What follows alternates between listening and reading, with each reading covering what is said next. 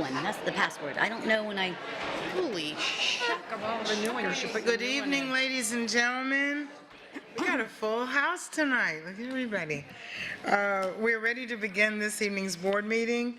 Our order of business is called to order. The school board meeting of August 27, 2019 is now called to order. The time is 6:01 p.m. At this time, we request that all electronic devices be put in the silent mode, and also we ask that you refrain from flash photography except during special presentations portion of the meeting.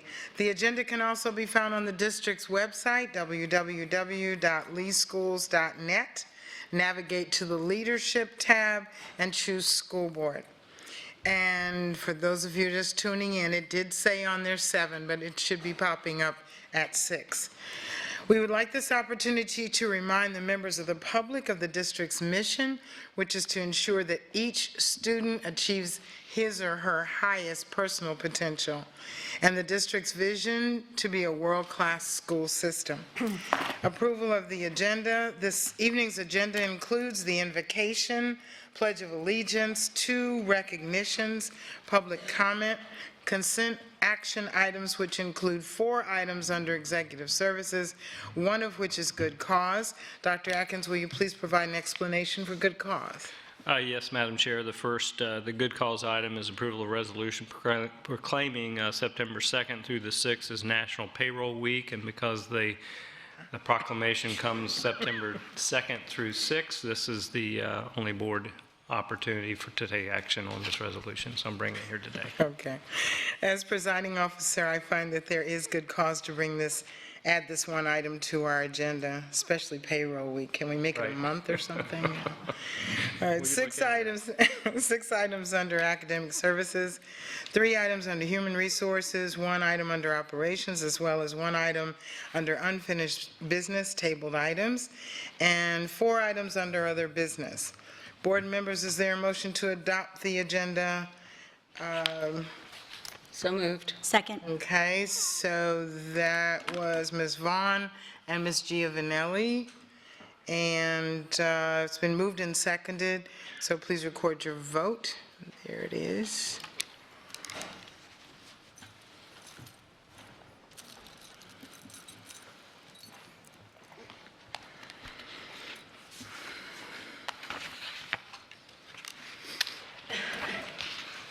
And the motion passes 7-0. Ms. Patrica will deliver the invocation, after which Ms. Morgan will lead us in the Pledge of Allegiance. Please rise for the invocation. Father, we need wisdom that only your Spirit can give us. Help us to not lean solely on our own opinions, thoughts, or dreams. We need godly, not earthly wisdom, Lord. Please supply us in knowledge and truth as we battle these tough decisions and uncertainty. Father, open our eyes to the barriers holding us back from spiritual progress and help us to walk confidently as we discern the next steps we need to take. Amen. Amen. The cadet presenting the national colors tonight will be introduced by Army First Sergeant Clayton Dickinson. Is he here? Oh, there he is. Sorry. First Sergeant Dickinson served over 22 years in the Army with distinction and honor. This is First Sergeant Dickinson's 2nd year as a JROTC instructor in the district. Thank you. The national colors for our Pledge of Allegiance tonight are presented by Cadet Area Commander Kelly Alquist of the North Fort Myers Red Knight Brigade. Cadet Alquist maintains a 4.99 GPA and is an active member of JROTC. She has been selected as the North Fort Myers Brigade Commander and Lee County JROTC Area Commander for school year 2019-2020. Cadet Alquist serves as a vital member of the North Fort Myers High School Varsity Raider Team, where she has competed in district, state, and national championships. Outside of JROTC, Cadet Alquist is a member of the National Honor Society, selected as a local representative of Girl State, and serves on the County Youth Court. Cadet Alquist plans to attend the United States Military Academy and to study law. Please join me in the Pledge of Allegiance.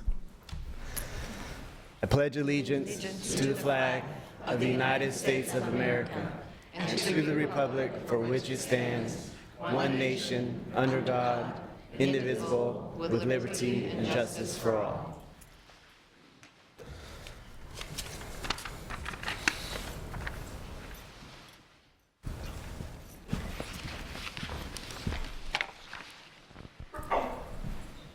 Bless you.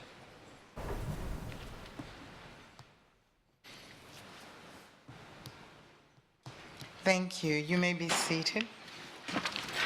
We have some recognitions. Thank you.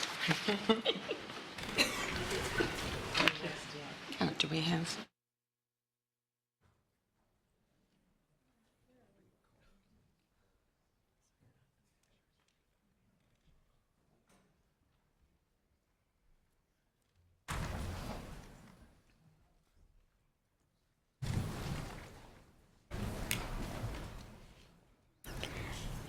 I would like to invite Lee Hughes, STEM Coordinator, Curriculum and Instructional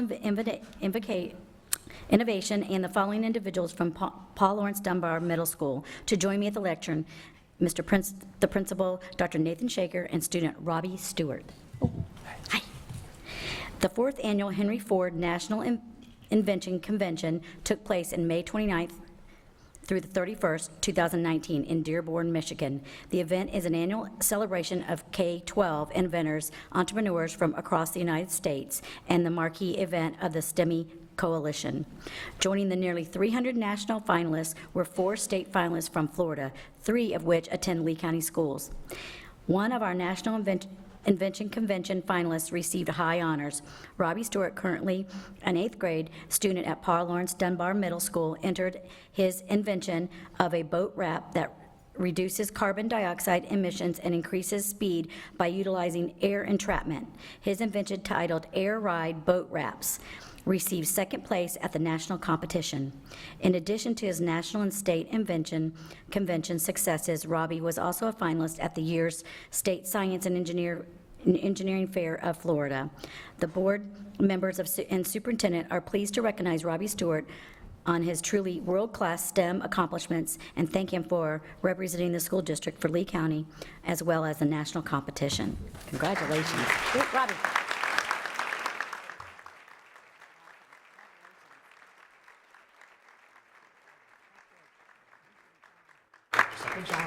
Thanks.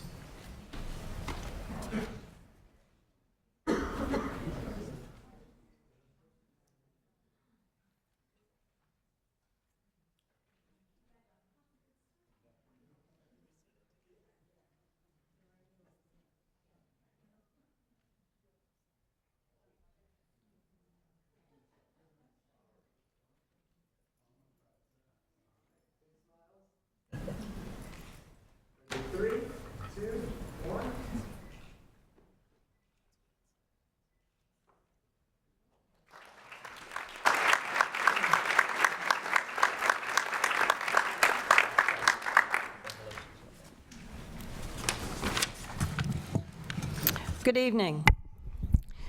I'd like to invite the following people to join me at the lectern: Dr. Jeff Spiro, Chief Academic Officer, and Mrs. Carol Wilkie, Administrator, Constituent Services, and District Volunteer Coordinator. The Florida Department of Education annually recognizes exemplary schools which promote parent and community engagement in education through its Golden School and Silver School Awards. The Golden School Award recognizes elementary, secondary, and adult schools with exemplary volunteer programs. Among the criteria for this award is the requirement that 80% of the school's staff is trained in school volunteerism. The school has a designated volunteer coordinator, and the total number of volunteer service hours equal or exceed twice the number of students enrolled in the school. The Silver School Award recognizes secondary schools that provide volunteer service to elementary or other secondary schools. Among the criteria for this award is the requirement that both schools have a designated volunteer coordinator.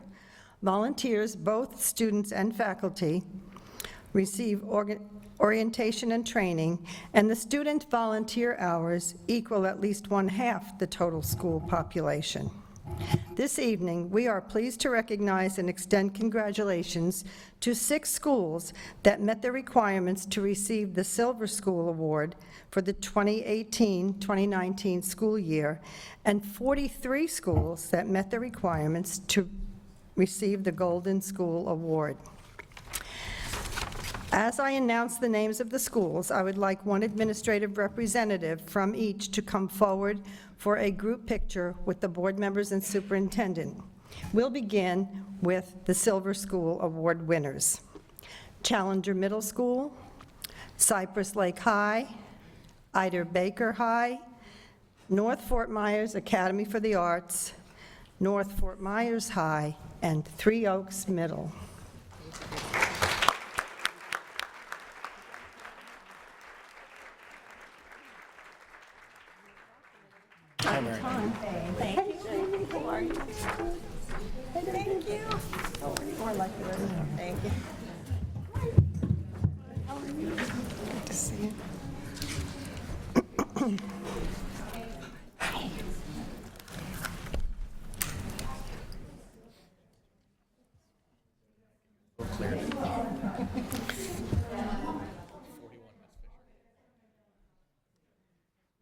In front of the board.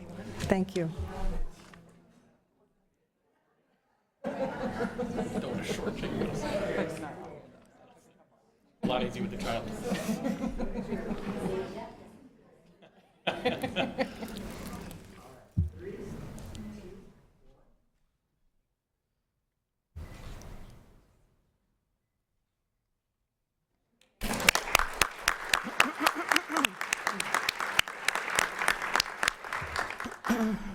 And now get comfortable for the Golden School Award winners.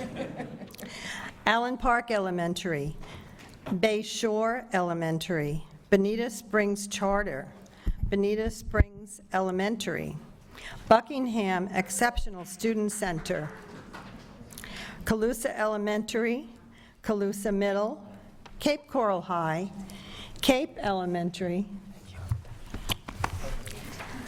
Cypress Lake High, Dr. Carrie Robinson Littleton Elementary, Edison Park Creative and Expressive Arts, Estero High, Franklin Park Elementary, Gateway Elementary, G. Weaver Hips Elementary, Gulf Elementary, Hancock Creek Elementary, Heights Elementary, Ida Baker High, J. Colon English Elementary,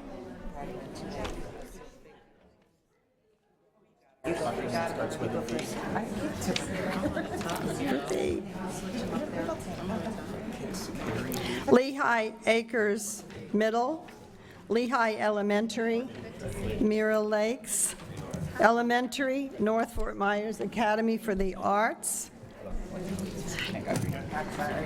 North Fort Myers High, Orange River Elementary, Pelican Elementary, Pine Island Elementary, Scoot your tail feather in there.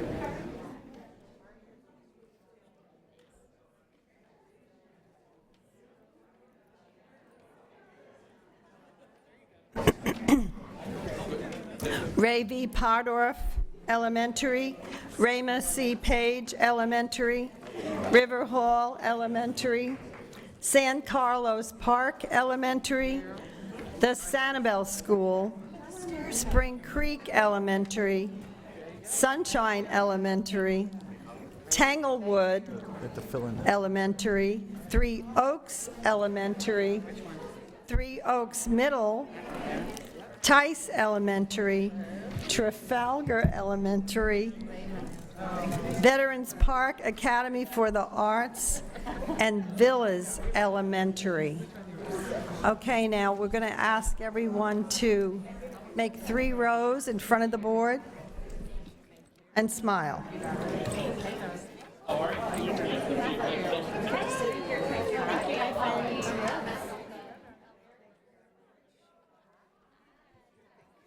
Oh, yeah, I bet.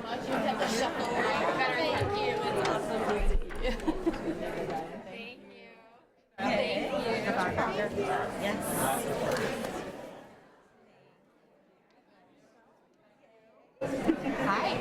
There you go. I just had you.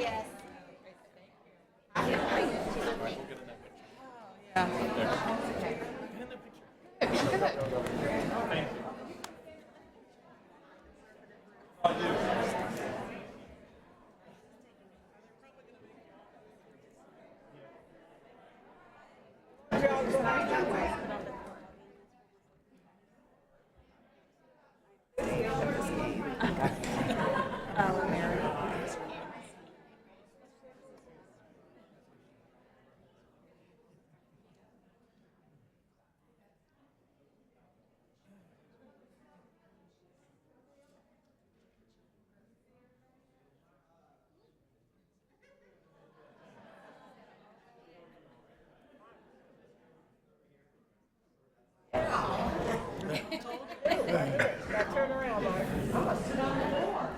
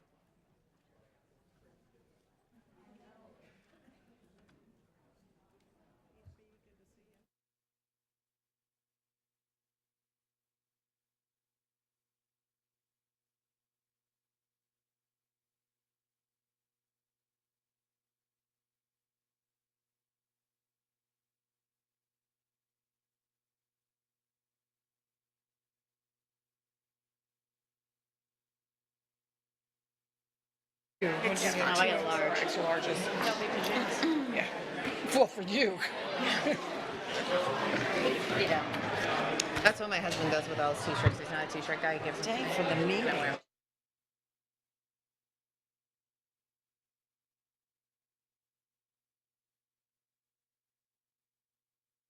Celebrating. Agreed. You didn't have to Rock say the stars brief for saying recess, they're doing it. You know how hard it is to get that kind of volunteerism, especially at the high school level. Crazy. Send them in. Take a couple if you want. If I can get them. Fingernails, use them. Oh, no, that's right. I'll sit right here. They look like hearts.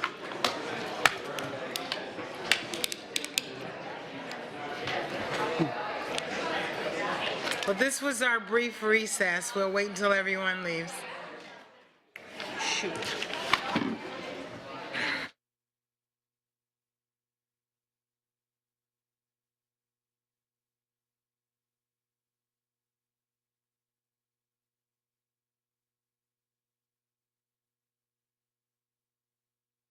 Noisy.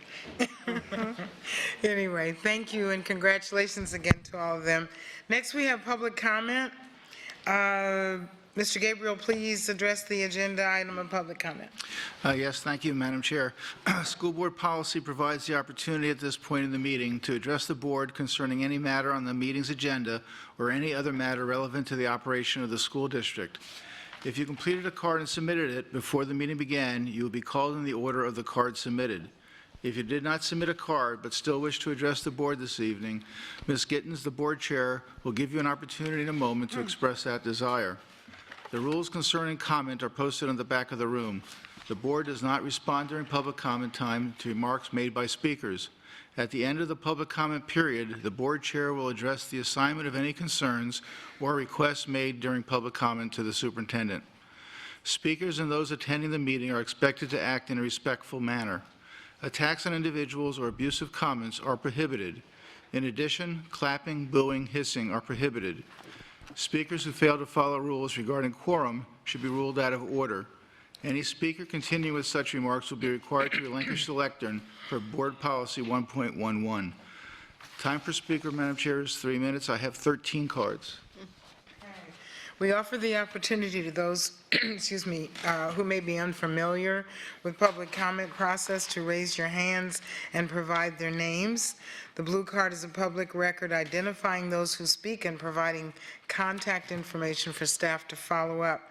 If you don't have a blue card, if you're on my left and you wish to speak, please raise your hand. Anyone on my right? Okay, I believe we have all the cards, and we are ready to begin.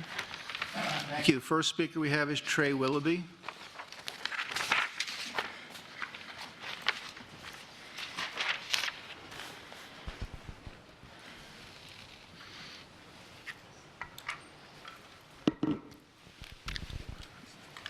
You ready? Hi, my name is Trey Willoughby.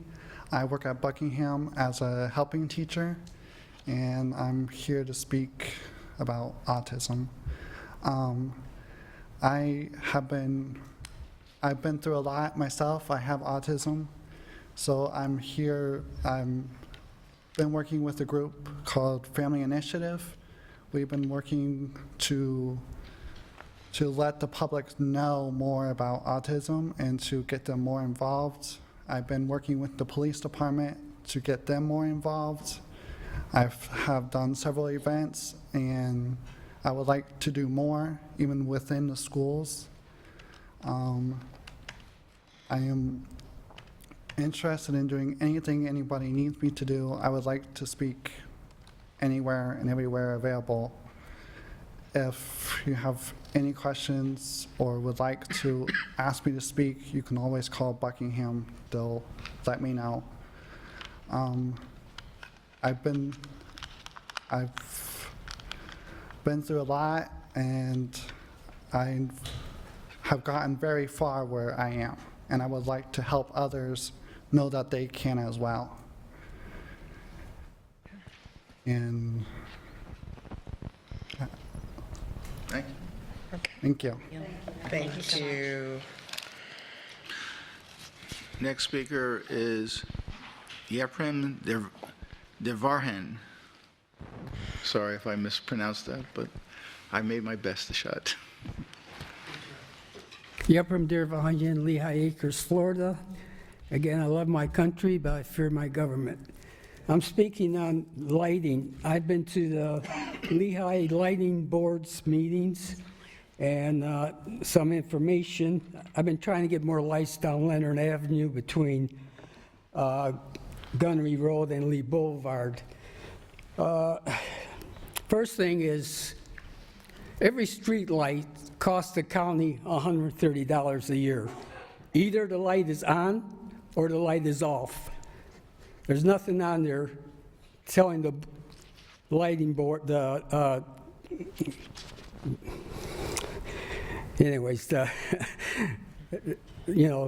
Power and Light and the lighting companies that these lights are on and off. So we're getting charged $130 every year, on or off.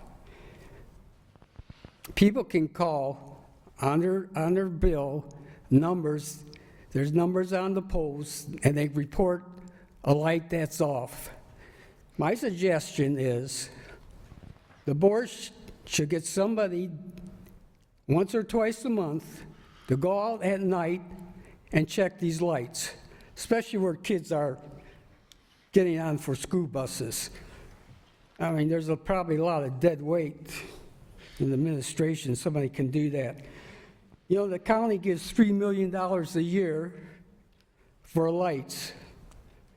And I don't know, I think there's about $1 million left for this year, but we need more lights. It costs $250 for a light, $500 for a light and pole, $2,000 for something more that has to be done. I've asked for lights down Leonard Boulevard. I've gone to the meetings, I've talked to the representatives of Florida Power and Lights. There's 14 lights on Leonard between Gunnery and Lee Boulevard. They've told me they put 2 lights up. I know one I seen at the new bus terminal down there. The other one, I don't know where they put. but I got invoices for 4 more lights. So there's a total of 14 lights, hopefully get 4 more lights. We need those lights, gets awful dark. So 30 seconds, sir. anyways, the power companies kind of do it at their, whenever they feel like they can do it, and they do it in sections. So, you know, I got invoices, it doesn't mean they're going to get up right away. Thank you. Next speaker is Kathy Horn.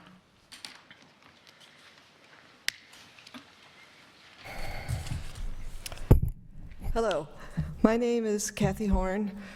I've lived in Estero for 1 year now. I come here a bit nervous, but with an open heart and good intentions. I have attended 2 or 3 board meetings in the past year, yet I've been concerned with each one of them enough to come up and tremblingly want to have a word with everybody here, even though I hate public speaking, and I hate the microphone even more. I have been saddened by the too often disrespectful comments and tone of both members of the board and members of the public. My current favorite saying is, we are each responsible for the energy that we bring into a room. You bring cooperation, you get cooperation. You bring kindness, you get kindness. You bring anger, you get anger. I'd like to ask every board member and every person who's going to speak tonight to remember this and ask yourself, are you adding to the problem, or am I adding to the problem, or am I offering a solution? Am I trying to bully with my anger or cooperate with thoughtfulness and respect? Each of you wants respect, yet many of you don't give it back in return. The board's word of month last month was responsibility. Yet at that meeting, too few people took such responsibility for their words and for their tones of anger and disrespect. What kind of example do you set for students when you behave like that as adults? Please consider the energy you've brought into the room tonight.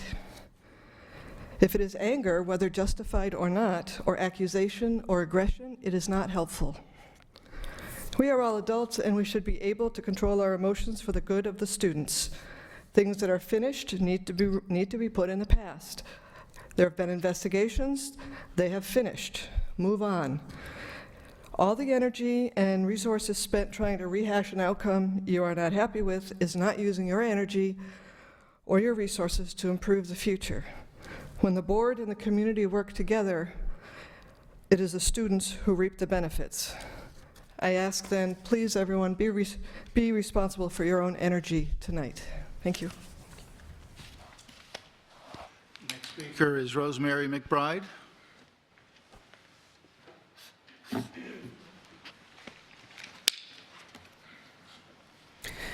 Good evening. My name is Rosemary McBride, and I live in Estero. Thank you for the opportunity to address you tonight.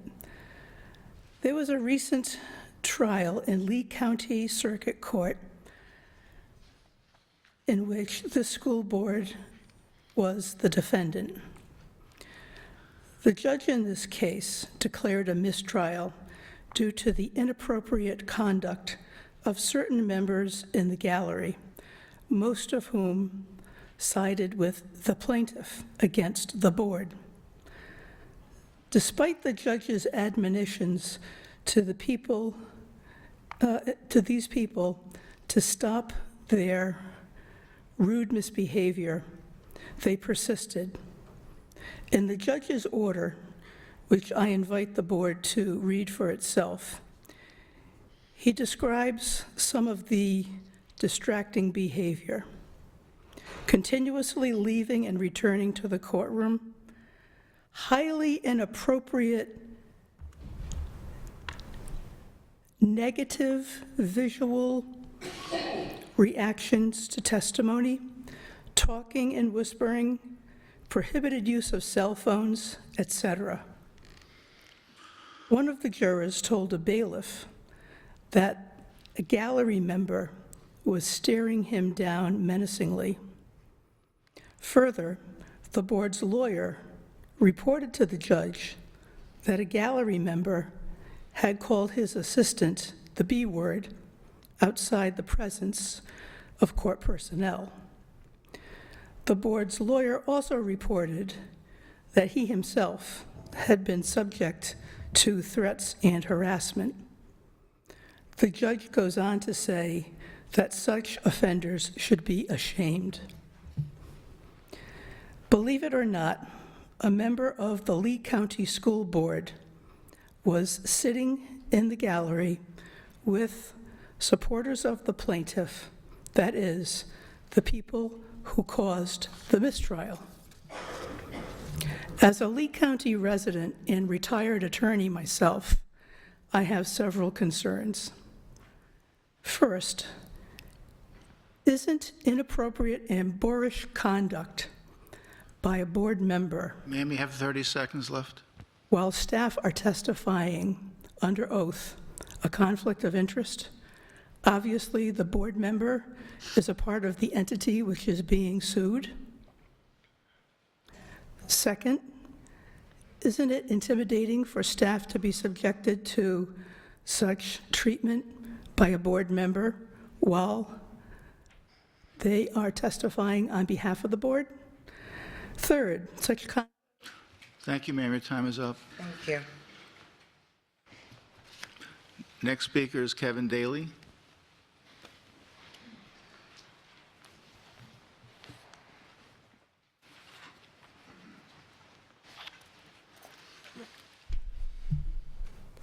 Good evening, Chair Gittens, board members, and Dr. Atkins. I'm Kevin Daly, and I'm the president of the Teachers Association of Lee County. Tonight, I rise, though, to talk to you about the over 5,000 referees I represent. You see, my referees work 180 games a year with over 95,000 athletes. We referee Monday morning kindergarten, Thursday afternoon social studies, and calculus under the lights on Friday. We referee homecoming, proms, elementary productions, and fall festivals. We even referee the out-of-county and out-of-state field trips that bring home the victories you all like to brag about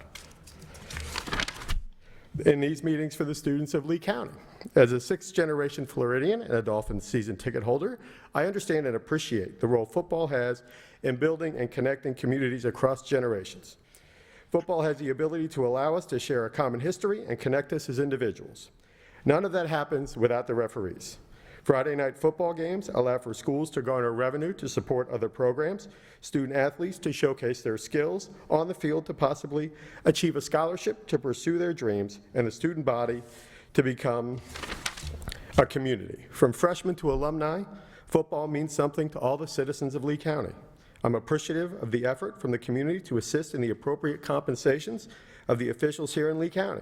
But it was not lost on many of my members that those same officials engaged in a work stoppage and were rewarded after they returned. To solve the problem that faced my referees, 43rd in the nation in per pupil funding and 46th in average teacher pay, we cannot rely on a single supporter to support us. We have a mechanism for the community to show their support of us. I call again on you to put the millage for salaries on the 2020 ballot. In order to get the best officiated games on the field, you need the best and most experienced referees. The extra money raised may just enable the players and fans of high school football in Lee County to get just that. If we value that in the classroom as well, we need to ensure that my referees are compensated in a competitive way when we look at the districts that surround us, the state, and the nation. Please act and show the teachers and staff you support them in a concrete way, not only platitudes from the dais. And the next speaker is Marvin Getz.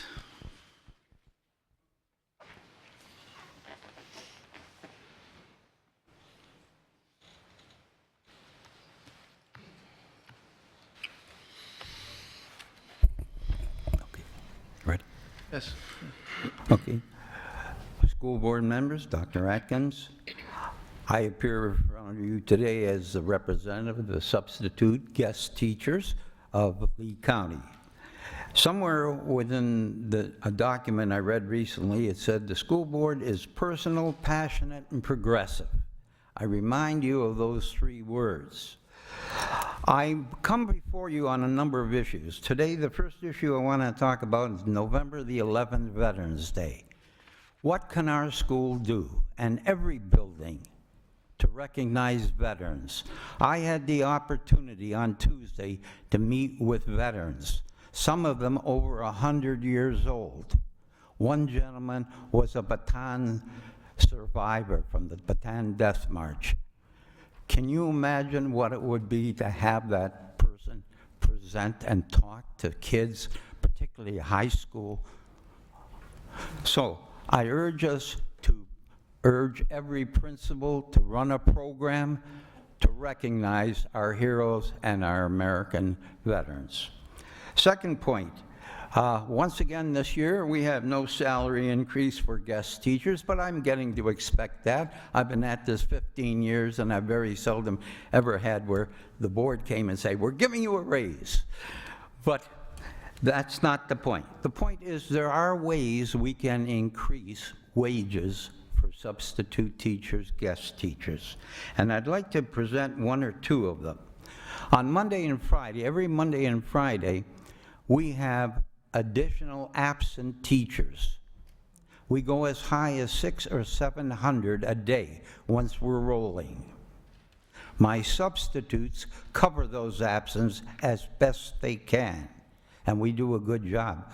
Right now, we had 300 again today, and believe it or not, we cover all but 2 positions. I think we're doing well. But there are different things for that. So maybe we should look at paying a special stipend for Monday and Fridays if you're working. Also, our retired teachers, retired from Lee County School District, they should be encouraged to join in and become a substitute and maybe earn extra money. They got a retirement. So they already have all of this. And then finally, we don't get any Social Security, and we could add incentives for hard-to-fill schools. There is no liability for a teacher injured on the job. I'm looking at insurance now for liability, but I don't know if I can afford to pay for all the subs. Thank you. Thank you. Charla Fox.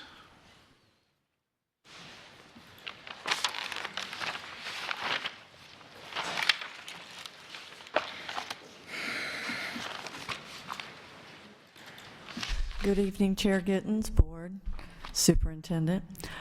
Charla Fox, proud teacher of Lee County Schools, proud graduate of Lee County Schools. What I'd like to talk to you all tonight about are, I saw the legislative agenda from the School Board Consortium. It is comprehensive, it is very strongly done, and I'd like to see you all supporting that. What I'd like to see is, I'd like to see our legislative agenda mirroring that of the School Board Consortium.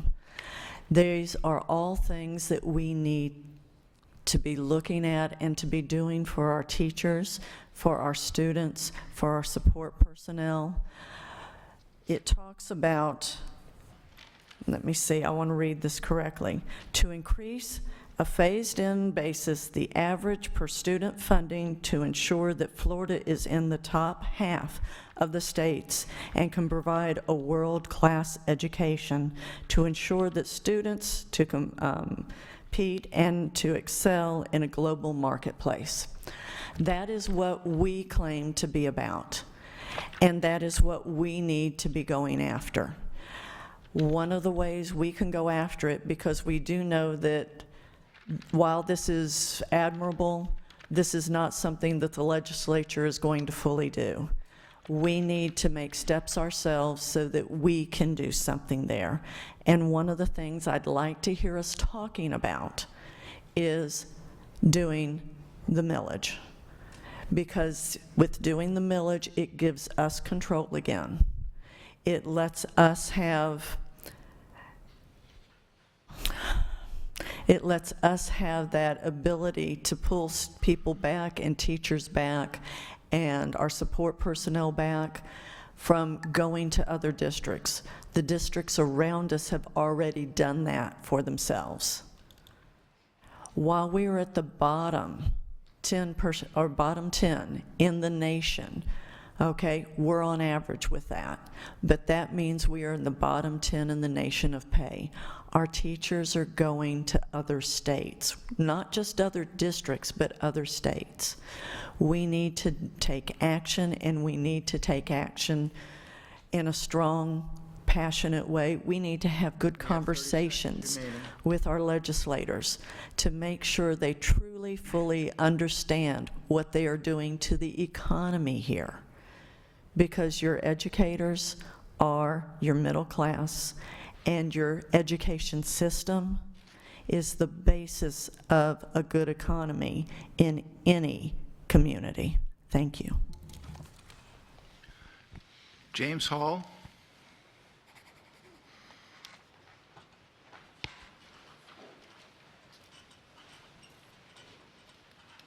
Good evening. Thank you. I've not done this before. My name is James Hall. I'm from Lee County. I'm here on behalf of my daughter, who's a student at Fort Myers High School. She couldn't be here tonight because she's helping out with her open house. But I just wanted to convey, I want to speak on her behalf.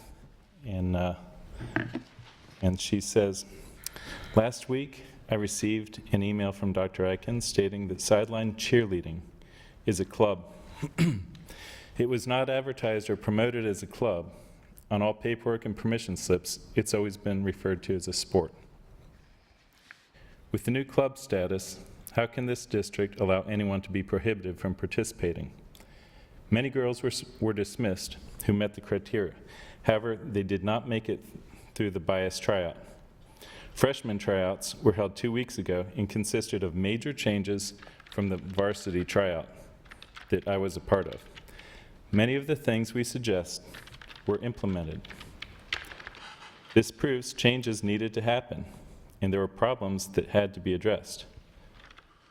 I've emailed all you this information, provided documentation, and would like to thank the 4 of you who have responded. Please make a motion tonight to direct this situation. Dr. Atkins has stated that changes will continue to be made, that those changes will be too late for me and other girls affected. This situation should have been handled the day after tryouts when Fort Myers High School was made aware of the misconduct that occurred. School districts all over the country have dealt with this issue and taken action to protect their students. Tonight is your night, and you have the information you need. Thank you. This would have saved a $10,000 investigation into what went down with my daughter. Had you looked in, found that it's a club and not a sport. None of that would have been necessary, and you could have saved some money. And again, I thank you for hearing. Next speaker is Jacqueline Perez.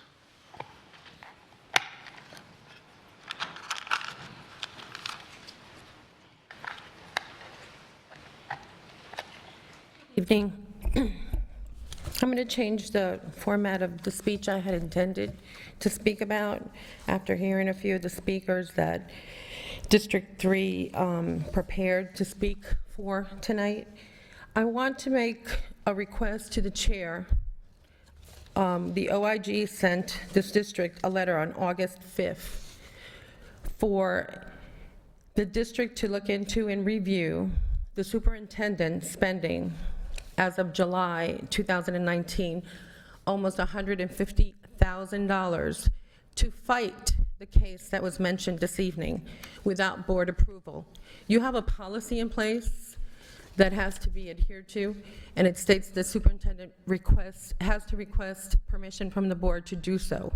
And going back and speaking about that case, which actually pertains to my child, it was OCR finding 04151012 and OCR finding 04151172 that found the district guilty for discriminating, harassing, bullying, and creating a hostile environment for a child with a disability, where the district actually went into a resolution agreement with the federal government, to change policies. The policies that you have in place right now in human resources and for students and bullying is because of my child, not because of any of you. None of you did anything to help her. And no one was harassing anyone in any court proceedings. So we'll be seeing you on appeal. But right now, I want to know why the superintendent spent this much money, because during our first mediation, there was no request for monies. It was a request for an investigation into a principal who had a personal relationship with the superintendent. And that principal actually, after my child, had several complaints where one child tried to kill herself in the bathroom because that principal was creating a hostile environment, where another teacher filed a federal complaint against her because she had a disability, a leg length discrepancy, and they went around calling a teacher gimpy. Another teacher who had a bowel incontinence problem and was requesting assistance and was made to wait in her room and have an accident. This was a principal that was on the union's list for troublemakers. And not one person, not the superintendent, did anything to help any of the teachers or any of the students being subjected to this type of bullying, which is all documented. So you can make any kind of fantasy stories that you'd like, but the truth is the truth. And it's all in documents, which you can have. But I am requesting, Chair, that this be looked into. How did this superintendent get away with spending that much money in a slush fund? It wasn't even directed into an account to be paid. Time is up. Here's all my documents. Rami Hall?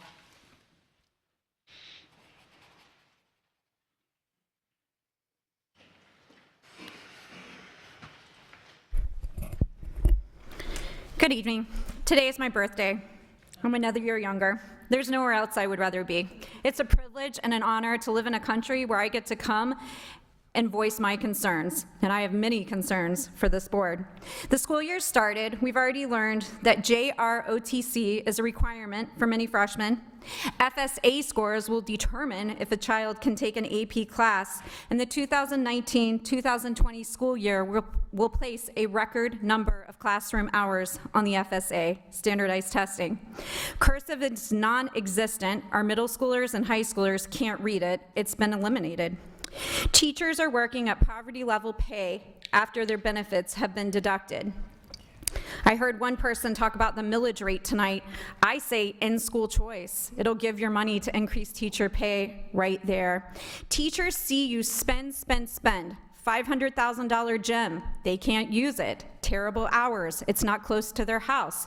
$150,000 lawsuit. Wow. Morale is down. Everywhere I go, I'm asked why the board is not holding the superintendent accountable. There's something on your agenda tonight regarding job change descriptions. I'm hoping one of you will pull that. I work in the business world in Lee County, and I can tell you with 100% certainty, a master's degree is never a hindrance. It's a huge asset to any employer. School safety has not been taken seriously by this board. This is something I've talked to you guys for years and years. Manatee County just unveiled that they will be putting 4 metal detectors in every high school, 2 in every middle school, and 4 for special events. We have a board member here tonight that suggested metal detectors, but she's gone unheard. We have to address school safety. Single point entry does not start after the bell. It is always. Let's make sure we're advertising that correctly. I would also like to bring up something that's concerning. I live in District 2, and a board member from my district is being refused and denied her meetings with the superintendent. That speaks a lot to me as a voter. Why will our superintendent not meet with somebody we elected and my district elected? What kind of message does that send to the public? A message that we're working together? I don't think so. What if a principal refused to meet with Dr. Adkins? What if teachers refused to meet with principals? That would not be a great thing, would it? Quickly, I was in the courtroom for your $150,000 trial last week, and I was frankly appalled that the district has spent money fighting a child. There was no reason for a mistrial in the courtroom, and I find the comments of the other people here tonight quite offensive. Maybe they should research it before they speak on it. Y'all have a great night. It's my birthday. Anthony Thomas.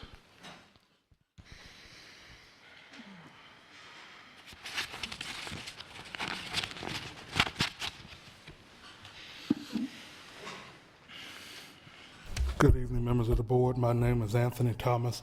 To my friend over there who's an attorney, I actually sat and watched the trial of Ms. Perez myself. And I have to tell you, I've been in politics and I've been around government a long time. I've never seen the ruling that the Judge Cowell issued. It's mind-boggling. So what he did was he declared a mistrial. All right, so everybody thinks the trial is over. Patrica's a lawyer, she knows this much. So he declares a mistrial. After he declares a mistrial, then he gives a summary judgment for the school district, a direct judgment. And you say, you don't have to even watch this stuff on court TV. You know you can't declare a mistrial and then declare that one side won after you've dismissed the jury. So it's antithetical to everything we believe in. And I've told the Perez family that they should file a complaint with the Judicial Ethics Committee against Judge Cowell, because what he did is mind-boggling. It shouldn't happen in America. I don't know how that could happen. I want to also address an issue that was brought up by one of the people over there. So a school board member there were a couple school board members who attended the trial. They have a right as a school board member to see how their money is being spent, just like any other citizen. School board members have no invested interest in this case. As you know, as a lawyer, they're not going to vote to settle this case. That matter is going to be handled internally by the superintendent. So as a lawyer, you should know better than to try to besmirch a school board member, make it appear to the public that somehow they have an invested interest in the case, and it's just false, it's wrong. Now let me say something about something Melissa Giovanelli is bringing up later today about Martin Luther King. I support strongly this motion that she's bringing forward later tonight to name the new MMM High School after Martin Luther King. Martin Luther King was killed in 1968. It took 40 years from Martin Luther King being killed in 68 to Obama to become president. It took 50 years from Martin Luther King getting killed in 1968 for an African American to be elected to the school board. And it took from 1968 to 1999 for the school board to finally have a majority of women elected to the school board. You know, Dr. King said, I can't be what I want to be until you can be what you want to be. And that's really what we're looking at here. Our school district is a majority school district. This is a great opportunity for Martin Luther King Junior High School to be placed over in Gateway. I hear some people talking about a process. There's a process, they say. Well, I've learned a long time ago, if you can't argue the substance of something, then you argue the process. So I would say, Melissa Giovanelli, bring this up for a vote. Betsy, Gwen, all of you ought to second this motion, and you ought to vote yes, you think Martin Luther King is worthy, or no, you don't think he's worthy. It's just that simple. Thank you. The next speaker is Sam Stewart.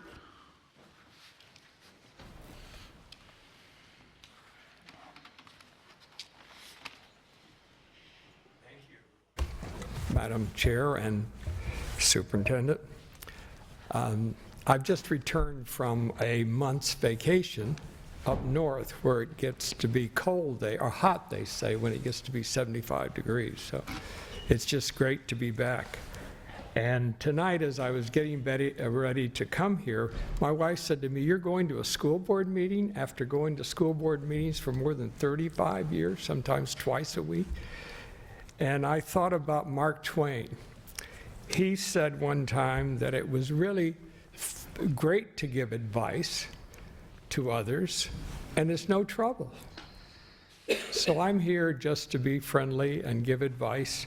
As you know, I wrote a letter before I left complimenting the board on making what I thought was a very important move by assigning a board member to each particular area of responsibility to help with communication and coordination.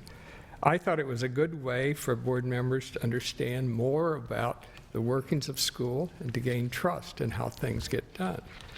I also thought, based on the research, that school boards the effective school boards are accountability driven. spending less time on operational issues and more time focused on policies to improve student achievement. So I was hoping to hear more about how your work is going, and I also think that the meeting you had in the fall where you had the long review of these major fields of work was terrific. I only thought that it would be better to have maybe fewer topics at each meeting and more time for discussion. Because in your work as a board member, there are 2 or 3 critical things. One is to set goals and review results. But when you're setting goals, be sure and spend time on clarifying the goals and being clear on what the expectations are for results. That's a benefit to you. It's also a benefit to the staff. So anyway, I did write that letter, and I sent it to you and to the paper, but it didn't get published. And either that, they don't want to publish my letters when I say nice things, or else my wife writes letters too often, and I get restricted. But anyway, I'm glad to be back, and I wish you good luck in this new year. Thank you. Last speaker is Louis Navarro.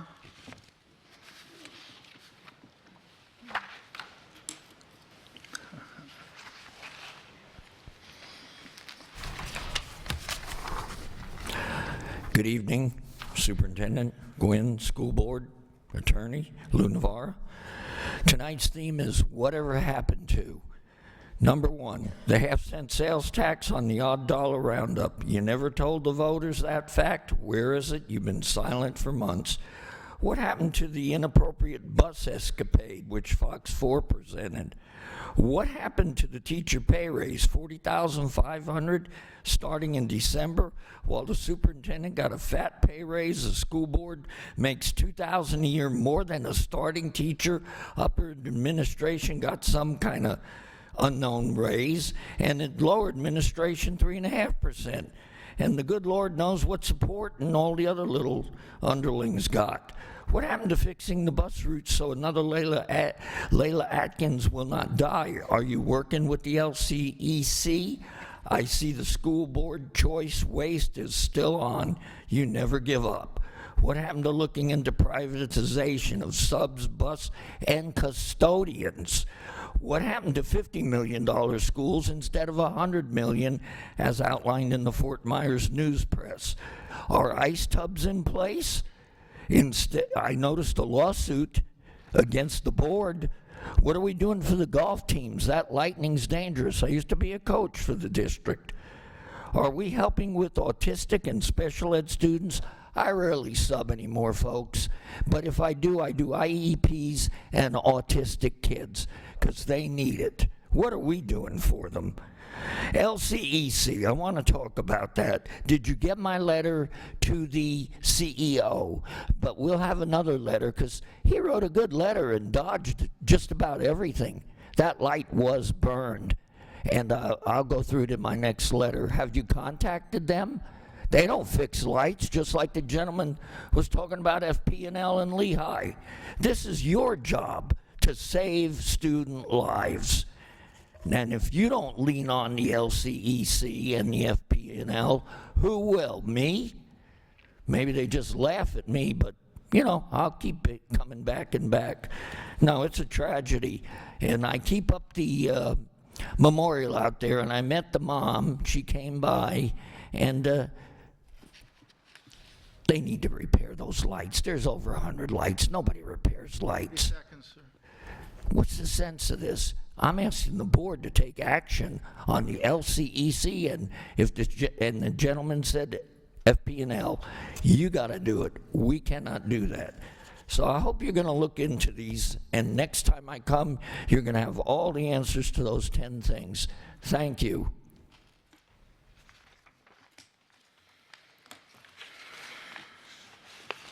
No? Madam Chair, that's all. Okay. Thank you. Mr. Navarro, since you spoke about the lights and so did Mr. Carmine, let me just address that briefly. We are working with county commissioners and local legislators about funding those, and we always have to keep in mind that it's going to take everyone to make sure that that is done and done correctly. For example, I get messages from, Pay It Forward Lehigh, and people send in addresses where lights are out, and that's a good thing. We can't be everywhere, and the lighting situation has to be a collaborative effort. So we do work with the legislators and local, and they have told us that they do have funding to help do that. So there is a process that we are working on for the school district to let them know where our major stops are. The community can also say there's a problem at this site, and then we pass that on, but it's going to take everyone working together to make sure we don't have outages. Superintendent, did you want to say anything else about that process at this point? No, I think it's pretty on target. I do know that, we continue to, I did have a quick conversation with the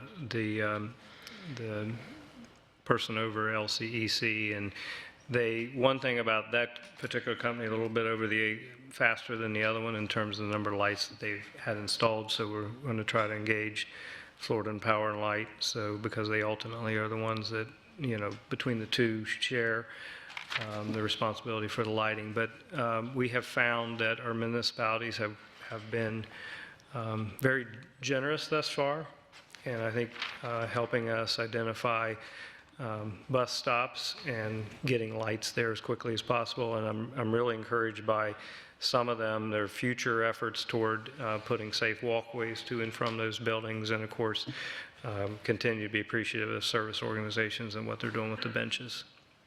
Okay, thank you.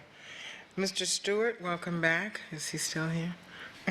Thank you for coming, and we always appreciate your input.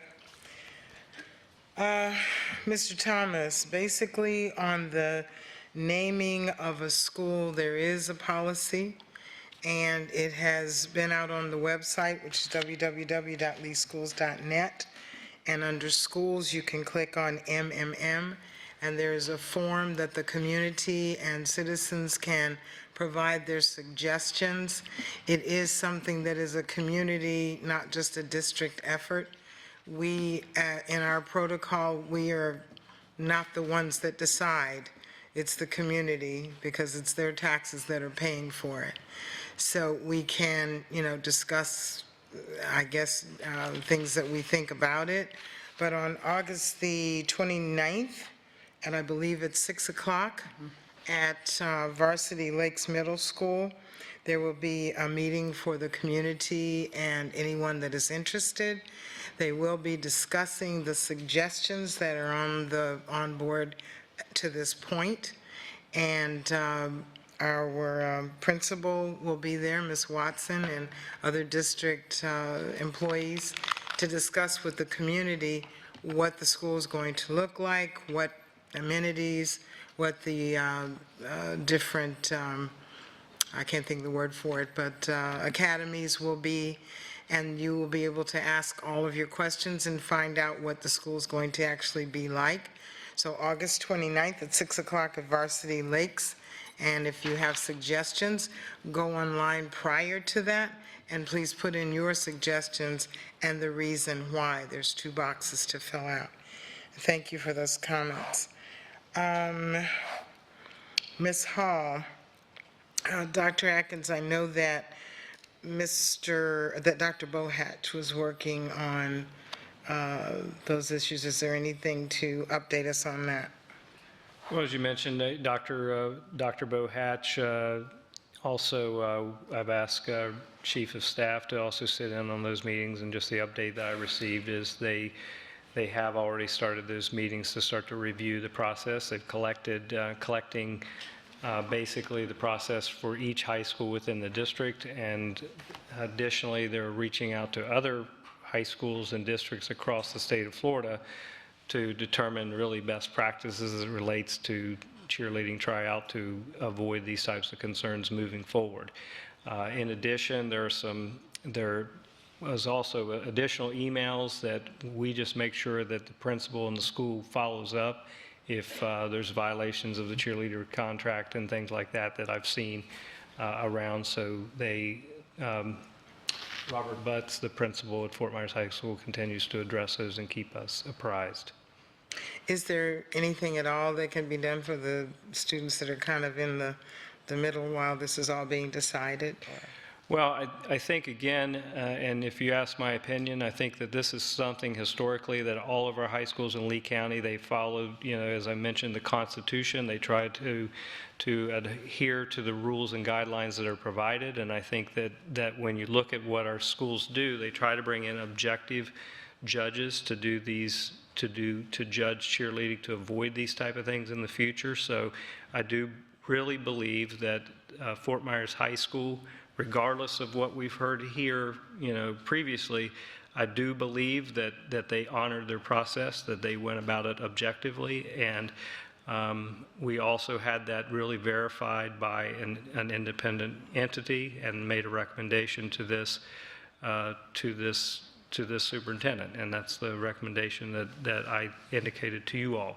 I think that it would be problematic for us to go back on that recommendation at this time, because there's another side of this too. There's people that believe in the process that they followed, and that we should adhere to what was decided, rather than we have people object and then we're just going to include everyone. So I understand this is a difficult issue and there are different sides to this.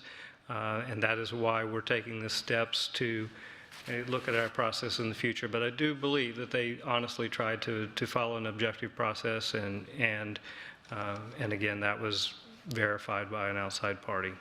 And I know we discussed at one point on the committee that's putting together whatever rules will follow or changes in the future, of perhaps adding some of the parents that do have concerns so that they will have a format as well to give their opinions. So I know that we've discussed that. That is an item that I did raise. The hope is that we're able to bring this matter to closure in terms of what the recommendation will be for this year, or for next year at the end of this month. So that's what I was briefed on today. Okay, and then just making sure we include parents' input in that as well. Ms. Perez, and that goes to also the other comment from, there were two ladies, Ms. McBride and Ms. Horn. I'll get to those, but regarding that case, we are, as a board, we don't give input on cases. They are the law, and the law decides. It's nothing that we're voting on.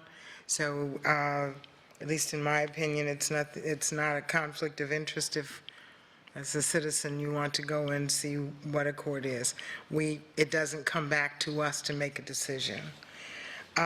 Regarding the cost of litigation and the budgeting and all that, perhaps in our future, in an upcoming workshop, we can have a discussion about litigation and how that process works from the budget and the lawyer side, just so people understand.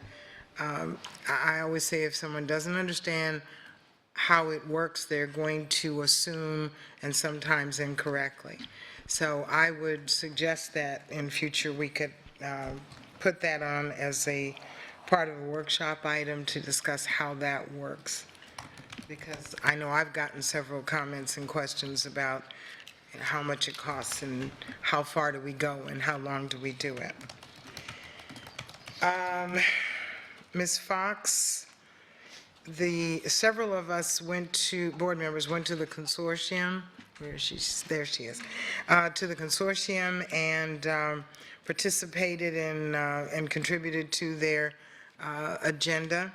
We have our own Lee County School District legislative agenda that is coming up very soon. It was supposed to be on tonight, but we had to make some changes. It's a collaborative effort of the board and also the superintendent and his staff and team. So that will be coming up, and you'll be able to see that. It should be out probably on board docs for our next meeting. And we appreciate you looking and making sure and following us and making sure we're doing the right things. I like the comment that you said about educators and the economy. We do. We, as a district, are we go back and forth between the first and the second largest in the county, and the economy is something we need to consider. Mr. Getz, thank you for your suggestions and your incentives, and I hope that you would make a copy when you do that and leave it so that it is a part of the record. That would be helpful. Mr. Daly, very clever analogy and with the referees, very timely. I don't know, we haven't as a board discussed the millage, and I can't tell you when that will come up and where we stand on that. It has to be a decision that will be made by the board as a whole. But thank you for your concern, and thank you for what you do for our teachers. I think Ms. McBride, I did mention that about the court case, that we didn't have any decision in that. And like the superintendent just said, there's always two sides to every story. Ms. Horn, thank you for bringing good energy. Appreciate it, and I hope we hold on to that. That's I wrote down your statement to use that again. Thank you. And finally, Mr. Willoughby, Trey, would you stand up, please? I want everyone to see Trey before we give him a hand. Yeah, go ahead.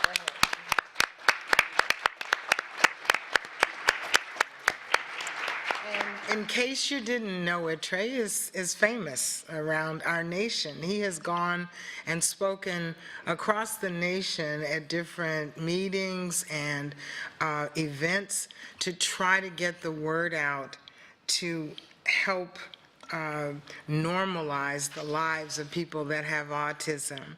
When I went to visit at Buckingham Exceptional, he was telling me about a situation that he had being stopped by police, and how with autism and getting nervous and the police comes up, it kind of triggers him to get very nervous. And so he's working on getting something that a person with autism that is functional and can drive to be able to have on their license plate or hanging in the window, so if they are stopped by the police, they know that this is the situation. And I just think you're doing wonderful work, and thank you for being a part of us. Appreciate you. Yes.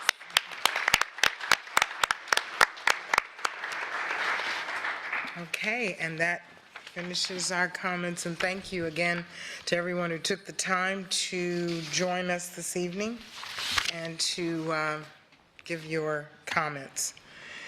We move on to the approval and consent of action items. Next, the documentation for action items listed under consent is made available to the board members 7 days prior to the board meeting. We're expected to review all the material and have the opportunity to speak to the superintendent with any questions we may have regarding the recommendations. Some of these items have also been briefed or workshopped with the board in advance of appearing on as an action item. Board members, are there any items you wish to pull for discussion under unfinished business and tabled items? Ms. Fisher? Yes, G2. G2. And Ms. Giovanelli? I will stick with what Mary just said, G2 as well. G2. Can you all please give us the title of G2 so that we have it? Approval to revise job descriptions as a part of the Envision 2030 job description review. So on job descriptions, okay. Because sometimes what happens when we move it, we're hoping we don't have to, it shifts around. Ms. Patrica? No, thank you. And Ms. Jordan? No, thank you. Ms. Vaughn? G2 is popular tonight. That was what I wanted to pull also. Okay, Ms. Morgan? And I have none. Is there a motion to approve the agenda's consent action items with the exception of G2? So moved. Second. Ms. Fisher, Ms. Giovanelli, please record your vote.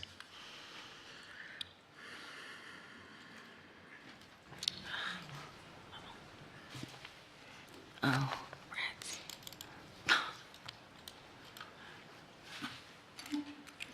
Just.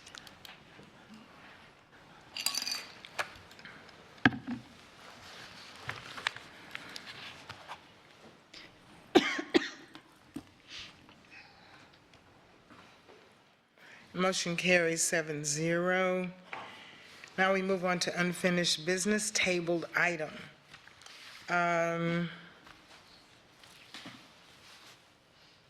Okay, the one tabled item, Dr. Atkins, please read your recommendation for the pulled item.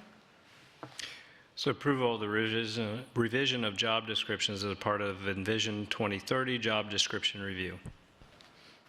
Okay, and is there a motion for the pulled item? So moved. Ms. Fisher seconded. Second. Ms. Vaughn. And now, is there any discussion? And Ms. Fisher, since it was your pool, you can begin. Okay, thank you. So I'm looking at a coordinator position for the superintendent's office at a pay grade 12, which requires a school diploma and 5 years of progressive experience working with executive staff. What is a school diploma considered? And Ms. Fisher, what's the number? Oh, I'm sorry. G2, and it's coordinator. Is there a number beside it, like a Hold on a C or second, something? let me see. Oh, Coordinator Superintendent's Office? hold on a second. Yeah. It is, Okay. C46.67? yes, C. Okay, is that it? C46.67. 46.67. Says high school diploma. High school diploma. A high school diploma. Okay, at a pay grade 12. Correct. Which is historically what that position has been, even back, when Dr. Browder was here. So,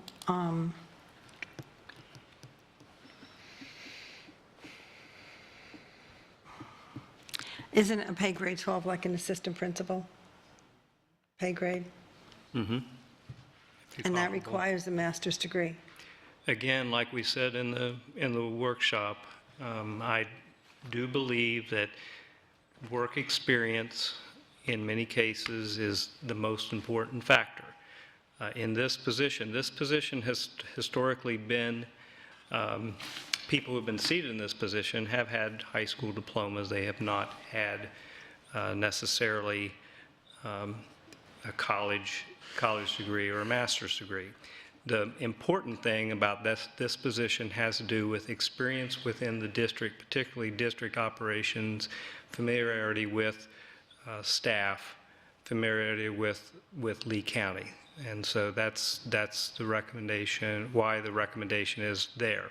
If you are working in academic services, and most people working in academic services, again, this is information we covered in the workshop, you have a need for this because state requires degree and certification in order to teach. And you're talking about people who supervise teachers, and therefore it would make sense that somebody would have at least a bachelor's and in many cases a master's degree. However, in other portions of this organization, operations, business services, you do have people who wear work experience. If I spent a lot of time in the maintenance department or in transportation, you may or may not need a master's degree, but you definitely need the work experience to be successful there. I look back at in terms of people that I have known, some of the most successful directors that this district has ever seen have had high school diplomas, including a payroll director, people in personnel. And so, our experience, and honestly, if you look at where is the world going, career in tech ed becomes increasingly important, and the degree, particularly liberal arts degree, is becoming decreasingly important. So, employers are looking for work experience, and certainly when I'm looking for a position in the superintendent's office for that particular position, you're looking at somebody to coordinate efforts within the office, and that requires somebody who has great knowledge of the district and the people within the district over and above a master's degree, which doesn't provide you any of that type of education.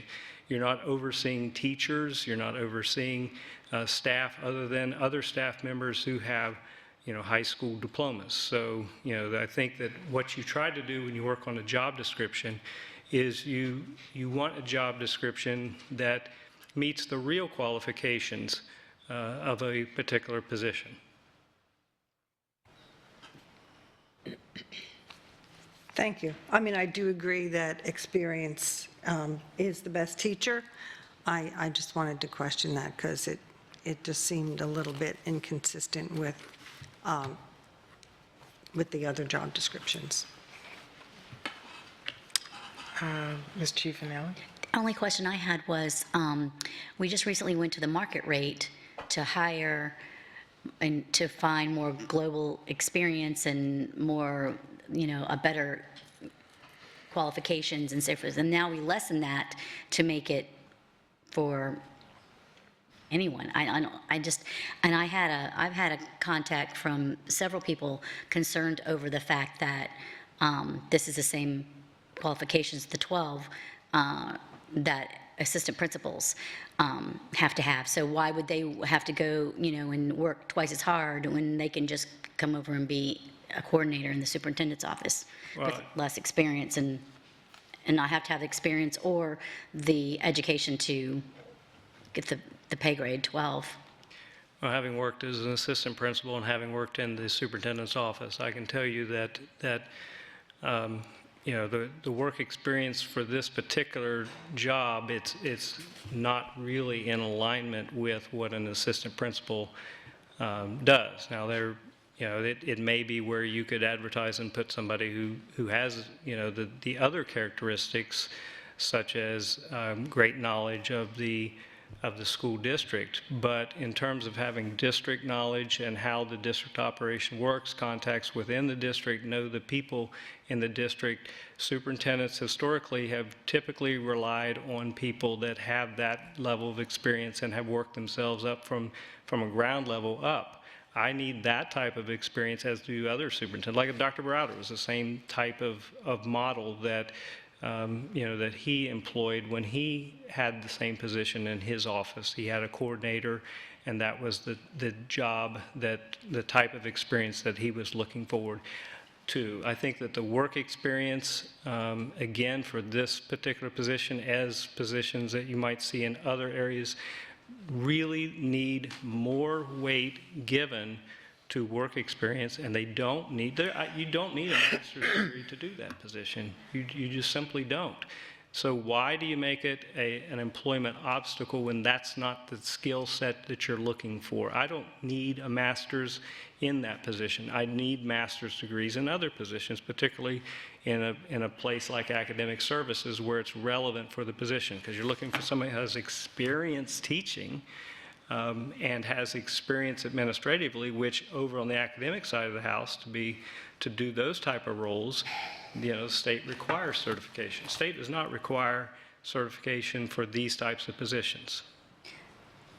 Okay, I would agree, except that you lessened the minimum qualifications. You went from 10 years to 5 years. I think and took out the human resources and labor relations and things that I could see paying with that experience. So I don't see how you give more money and pay more with less qualifications. That's all. Well, and I understand where you're coming from, I do, but I look at, again, the work experience does give somebody a lot of qualifications. Honestly, I really, when I've hired people over the years, the thing that's the most important to me is what has the work experience been. Your past performance predicts future performance, particularly if you've got past performance in an area that's very much in alignment with the jobs and responsibilities of what you're looking for in an individual. What we have seen in the past is sometimes when we put these, I mean, we've been criticized on the other side of it. Why do you need a doctorate for this position when you really don't? And I understand, you know, that we're an educational institution. However, I think we also have to adapt to a changing future. And I think what we're seeing right now is that the workforce values experience. They value the skill set that somebody brings to a position more than the degree. You know, that's why we're trying to counsel more and more of our students into career and tech ed, because right now, if you go out and earn a liberal arts degree, or there are many degrees at the college or university where you accumulate quite a bit of debt, and then you come out and you don't have an alignment with a real job, and by the way, you don't have good work experience.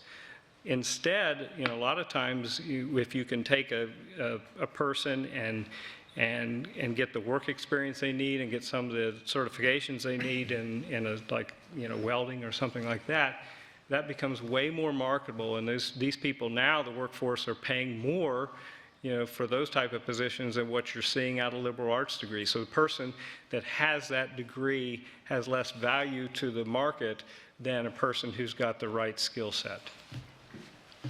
Can I come back to you in 1 second? Is anyone else on this end? Moving down. I also pulled it, so. Oh, okay. Since you were a poll, go ahead. Yes. I'm going to echo a couple things here.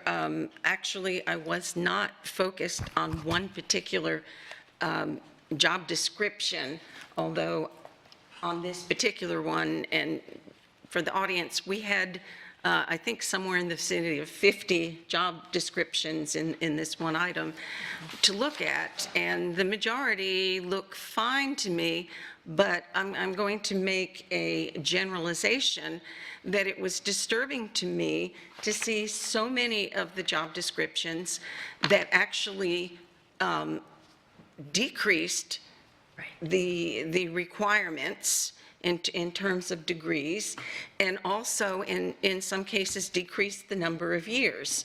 If we look at this one in particular, and I heard everything that was said, and I did question this at the workshop and listened and took everything in and pondered this, and with my very non-useful liberal arts degree from a small liberal arts school, I can tell you this much, that I read a lot of things that come out from the district, and my little red pen of the English teacher comes out, and so there are things that I do not want to see a degree devalued. Of course, there are individuals that transcend this, but I don't want to see it devalued. Since this particular job description was focused on by my other two colleagues, I would say that 5 years is way too little on this for job experience. Secondly, someone, you know, it may not need even a bachelor's degree on this, but you have to remember that these are people who are working with people with advanced degrees, and there needs to be a special level of education. I don't like to see these degrees devalued.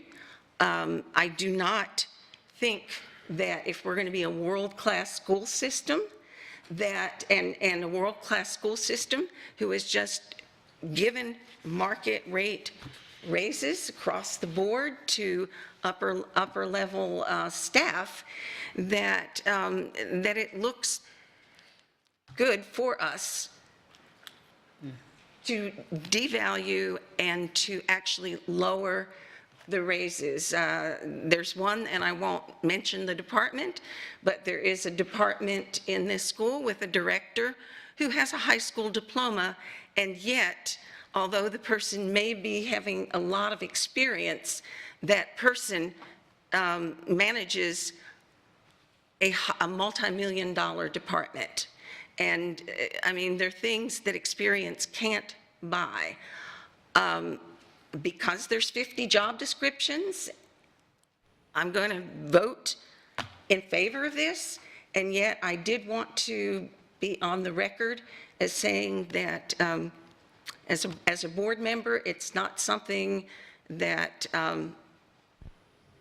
I see is benefiting us so much as a world-class school system. Well, and I appreciate those remarks, but just a couple things that I'd like to say in response.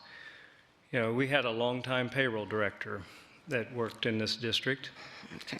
And, we're talking about someone who had a high school diploma, went for years and years and years responsible for millions and millions of dollars. In terms of the error rate, I'd put up against anyone in the United States. We have current directors that have experience without degrees that I would put up against anyone. Probably the best in the state of Florida we find right here in Lee County, and that's proven by track record over a long period of time. So we're not just talking about somebody recently put into those positions. The other piece is that this is something that I stress to the team. Job descriptions should first and foremost describe accurately what the person is responsible for doing, what their daily responsibilities and the essential function of the job. The second thing is that we don't need to create job descriptions that are obstacles by way of requirements that don't necessarily help obstacles to somebody who is talented being able to access that particular position. So, we look at trying to, balance two things. One is, putting together job descriptions that are relatively in alignment with one another. So if you look at a coordinator here and a coordinator there, I think there's some that would want all coordinators to be created equal. But the reality is that coordinators in different divisions in the district office simply are not created equally and come from different walks of life. In some places, the liberal arts degree that you described is very appropriate, but others, it may not be. And so you have to develop the job description in a way that helps you attract and retain the best candidate for that position based on their talents and skill set for that job. Can I just quickly? Can we, do you mind letting the others? Ms. Patrica, you had a comment. So I think that the pendulum has swung too far in the direction of everybody has to go to college, and I think that that's kind of what Dr. Atkins is talking about with the BA, which I don't think was the case when you graduated. But I mean, we just didn't have tons of people. Back in the archaic age. I didn't mean that as an insult, but times have changed, and we do have more people getting what's called the BAR tender or the BA Rista, right? They're getting their BA and they're going to become bartenders and baristas in coffee shops. And I do think it's counterintuitive for us to be supporting and really pushing career and tech ed and then keeping people who don't have advanced degrees from moving up in the organization when their skill set qualifies them to do so. And 5 years doesn't bother me. There's a teacher over at Dunbar High School who is very young and very inexperienced, and I believe she has the capacity to be the superintendent of Lee County Public Schools someday. She is a rock star. There are those people who very early on in a career prove their chops. I mean, there are people that just shine. And so to limit, I don't like the idea of having job descriptions that limit the pool and will automatically exclude people who might really bring value to the organization. So I think from my comments, it's pretty obvious I will be supporting this tonight. And I want to mention there are 50 job descriptions here, and a lot of work went into this. A lot of work by human resource professionals who have compared job descriptions to other job descriptions in other industries and in other districts, and I have confidence in their work. Those are my comments. Ms. Morgan. Okay. I'm going to talk outside the educational arena about hiring and how things work. So there was a man named Dennis Weatherstone. He was a Brit. He went to the English high school, the English schools that were not the schools that are called the public schools in Great Britain. At the age of 16, he left school. He was hired as a bookkeeper and quickly promoted to the foreign exchange trading desk at Guarantee Trust Company, a predecessor firm of J.P. Morgan.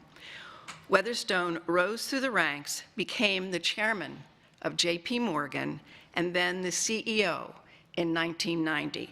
Now, this was a time of change. There were two kinds of change going on. One was operational. This is when, and I was in operations at the time. This is when banks were going from computer dumps to online real-time operations. It was also a time when the banking business was fighting Glass-Steagall. And he helped the firm earn the Federal Reserve Authority to trade and sell corporate stocks, making J.P. Morgan the first bank-rated securities firm with a full range of security powers before Glass-Steagall was passed. The whole point is that it has nothing to do, degrees matter up to a point. Now, I will tell you, when I started at Morgan, I had an MBA. My boss had a high school education. He did not have a college education because he worked in operations where technology and melding the work process with state-of-the-art technology was really important. And why did they hire me to work for him, and why did it work so well? It worked well because he had the experience, but I brought something from the outside that added value to his management practice in the organization. And he became the person who was the beginning of my career at J.P. Morgan. So I'm just saying that I just want to add to what everybody is saying about the jobs here. In the real world, it's what you bring in terms of experience. It's how you work with other people who may have different experiences or different credentials that determines whether or not you will be effective in your role. So I was going to save that for board member comments, and I apologize for belaboring this conversation with my comments, but I just couldn't sit on it any longer. Thank you for that. I appreciate it. Yes, ma'am. So then I'm going to back up because I think my original ask was because I noticed an inconsistency. So for instance, we have another coordinator position in maintenance services at a pay grade 12, and it minimum qualifications are bachelor's degree in business management or related field, master's degree preferred, or an equivalent combination of education and experience. So if the wording were similar in all coordinator positions, I could see that. And I know that coming from a family of construction workers and contractors, I know that experience, of course, would be most beneficial. So I just see inconsistencies here, and people need to have the same opportunities to get their foot in the door. And of course, we have had a wonderful litany of exceptional experiences and people who have been successful, like in the tech field. We have a lot of young people with high school diplomas who are multimillionaires now because they had the tech skills. But I'm just saying that if we are a world-class school system and we are having job descriptions and we have titles, coordinator, director, I think that we need to show some consistency. So and it's hard for me to understand why these two would be so very different. And is this what we're going to ask going on into the future? Because I agree, career in tech ed is big. We have kids coming out of college now where there are no jobs for them, but with technical training in the medical and technology field, there are high-paying jobs. So that was my only point. I was not saying that I was not going to support this because there are 50-some-odd job descriptions, but I just wanted to bring up the point that I think we need to be consistent in our work. I would agree. Okay.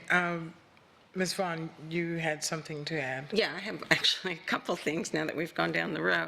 I agree totally with Ms. Fisher that this is what I had brought up actually at the workshop, that I saw some inconsistencies.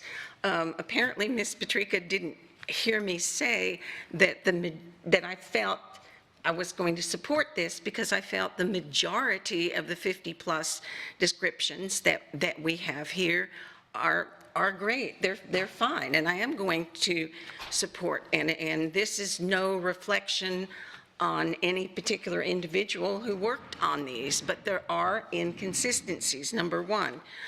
Number two,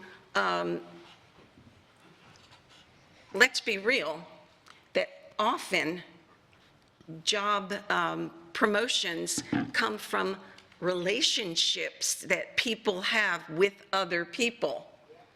Okay, I mean, that's the real world. If you want to talk real world, that's what's happening.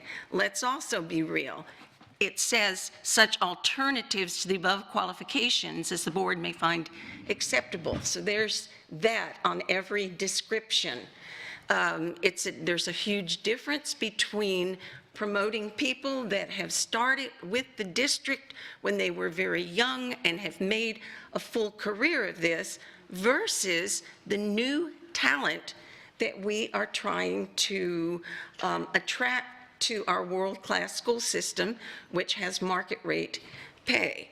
And as I said, I'm going to be accepting this, but I do see some major inconsistencies and a few of these jobs descriptions that I'm going to be frank, you know I always am, that look like they're custom made with people in mind. Ms. Morgan. Madam Chair, I'm going to ask that unless somebody has something new to add, let's call the question. Okay, well, I was giving opportunity for everyone to finish their comments, and especially those that had brought it forward as a poll. Are there any, okay, I do have, I would like to make a comment if I may. My question was, I know I asked this in the workshop last week, how many of these positions are new and how many are existing? And basically I was told to go through and just kind of, you know, add it up and figure it out, which I will do. But I wanted to know about this position. Is it currently a position? Is it filled, or is there? Which one, the coordinator? The one that we're talking about, is this? Right. Or the maintenance? No, the coordinator superintendent's office, the one we've been discussing. It's always been filled, yes. Okay, so is this, so I don't see the 12 crossed out or changed, so it's always been at that level, is that? Yes, Madam Chair. Okay, so it's not a change? Correct. Okay, and also comparing to other districts, maybe, I guess I'm very visual, so I'm thinking if there were a site or something that we could go to that has all of these listed and like a spreadsheet, and you can sort it by however you want it, if it's by job description, title, or by pay grade or whatever, that would really be helpful for me. I don't know if it's something that already exists, and I'm not asking you to reinvent the wheel, but I would bring that forward to ask, maybe get back to us if we can see. Could you restate that again, because I'm not sure I understand what you're asking for. Are you asking for that just within this district, or you're talking about Yes. comparing? Okay. Yeah, within this, it was two different things, sorry. And the one thing is within the district, like we have lists of titles here. Right. But is there an Excel spreadsheet so I can click and sort by, item salary, which is item 12 or something like that? I think there probably is. I think when they're building that schedule in the back of the salary schedules, I believe that's built in Excel. So I'll check with Human Resources, but I do believe that's something that's possible, yes. I think it would make it a little bit clearer that here are all of the positions that look the same, that, to be able to compare apples to apples. Because if you do go to the back of these salary schedules, typically you find them in alphabetical order. So you can see, assistant director, coordinator. But I will write down that request and get something to you. Okay. If no other comments, I'm sorry, did you have a second request? No, in there? that's okay. I had talked about comparing to other districts and maybe bringing that up. It might help everyone understand it better if we are kind of in the same reign as other districts. We do. I mean, that's one of the things with the system that they use. It does give us the ability to compare across other districts and also in other markets as well. So, next time we do a briefing on it, we can certainly do that. There are some challenges to that. Like, example would be some districts have, like our district, as chief reports directly to the superintendent. In other districts, a chief might report directly to an assistant superintendent who reports to a superintendent. So I know that, I actually had a conversation with Mr. Rothenberg today about that very thing, trying to get to, apples to apples comparisons so that you're making sure that the person that is responsible for, let's say, a division and is reporting directly to the superintendent, if that's who you're talking about, that may be called something different. Like in some districts, it's assistant superintendent, some districts it's chief, some districts it might be the executive director. So sometimes it requires a little bit more of analysis where you have to pick up the phone or do a public records request, and find out specifically. But they do that when they do these analysis. Analysis of the position. Okay, thank you. Okay, if no other discussion, then we'll move on to the vote. And what is on the table is G2, and it is the job descriptions. It's manual. Oh, it is? That's correct, it is. Okay, it does tell me to record. It's manual? Verbal vote? Okay, so all of those in favor of the motion G2, please raise your hand. It's kind of hard to know voices. And it looks like it, 7-0, and the motion passes with the comments that we left. Okay, moving on. Motion was made on August 13th, 2019, at a regular board meeting by Ms. Vaughn, seconded by Ms. Giovanelli. Madam Chair, Yes. I think, could I have an opportunity maybe to recognize some people who have been here that were approved in the Oh, consent I'm agenda? sorry. Did we skip it? Yes, that would be Okay. before we get to that. Go ahead. So first person I'd like to recognize Elizabeth Whiff, Health Services, from school nurse to coordinator Health Services. I think she's happy. And next person, Lisa Thomas, East Lee County High School peer collaborative teacher to Lehigh Acres Middle assistant principal.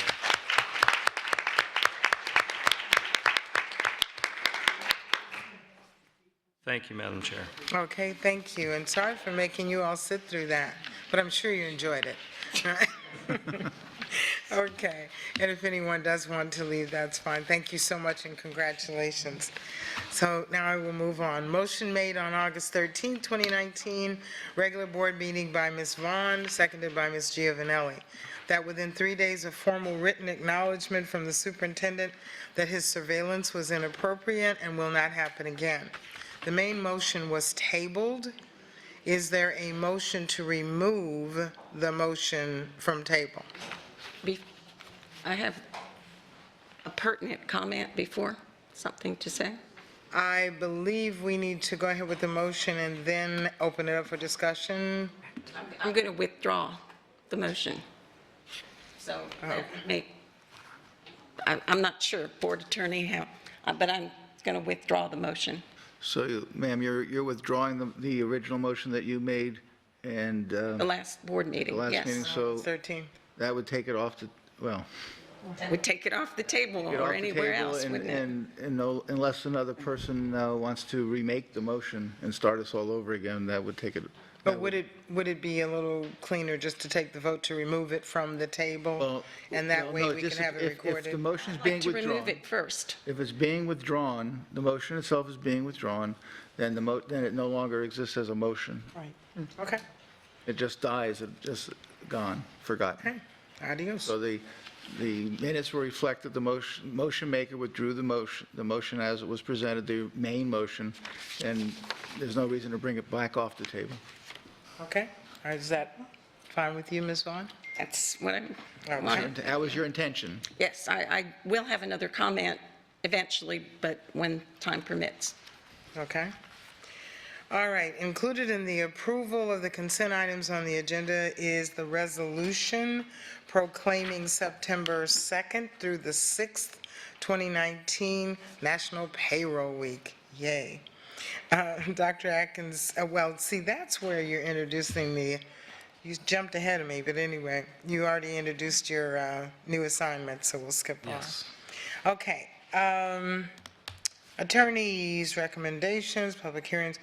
We are on to other business, and that's board comments, and let's start on the opposite end, Ms. Morgan.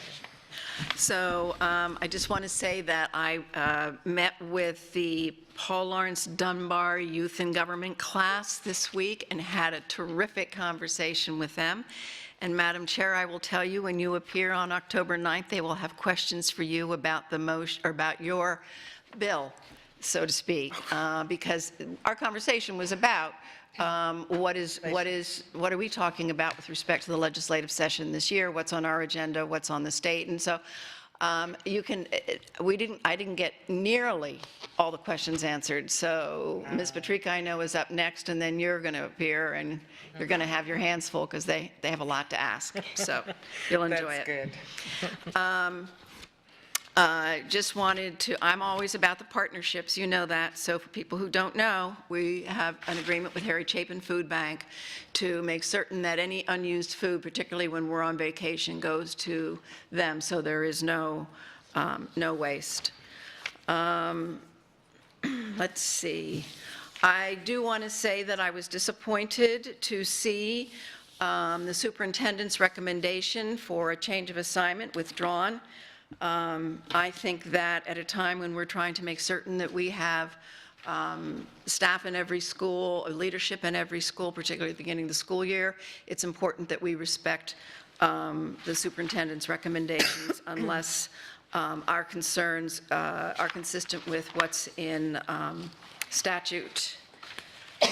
And finally, I sent you all an email asking that we agree this evening to direct the superintendent and staff to start work on a full-day retreat for this board as part of the pre-reorganization workshop that we typically have, one that is professionally facilitated. And I think it helps if we have an agreement and direction to the superintendent from the full board. So I am asking for that at this time. And I will say that I have spoken with the superintendent. We did discuss that, and actually possibly having either Ms. Messina or someone from FSBA to come and facilitate. And I believe at this point, we're working on dates and feasibility of that as a result of your suggestion. But I think you need to ask each board member if that's what they want. That was the request, that we as a board direct the superintendent. So what is, the comment is to have a reorganization meeting to have someone professional to coordinate it and look at where we need to go from here, if we need to make changes, or going forward, what do we do? So can I perhaps ask for consensus of those that would like to have it facilitated professionally? Any comments from anyone before we do that? Yes, ma'am. Yeah, I just need clarification. Number one, professionally, I wasn't sure what you meant by professionally facilitated, whether that meant someone from FSBA, whether that meant a staff member, whether that meant, like when we had one of what was it, over at the foundation, not even, when we hired somebody, so that would be one consideration. Number two, full day, that's a long time. Retreat, does that mean we go to a facility somewhere other than the school district? Is that usually, to me, is what a retreat means. I know we had some jokes about that over the months about, those kinds of things. But seriously, what does the retreat mean to you? And thirdly, cost. Okay, so I cannot, whereas I want to be able to have productive meetings as a board, I'm for that.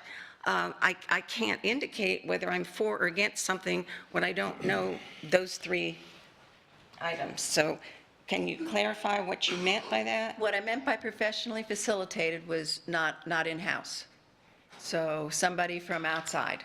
Okay. What I meant by full day was, we had not even 4 hours of meetings in our reorg this past year, and clearly we did not get enough work done. Now, I have no objection to spreading it over 2 days. The point I was trying to make was that we have to allocate significantly more time to tackling some of our administrative and management issues. So that's all that meant. And retreat simply meant, let's get out of the office. I like the foundation office like we did before. It's just to get out of this environment and get into another place. And so that's all I meant. And I hope that clarifies. Yeah, that does clarify. Ms. Patrica? I have no comments. Ms. Jordan?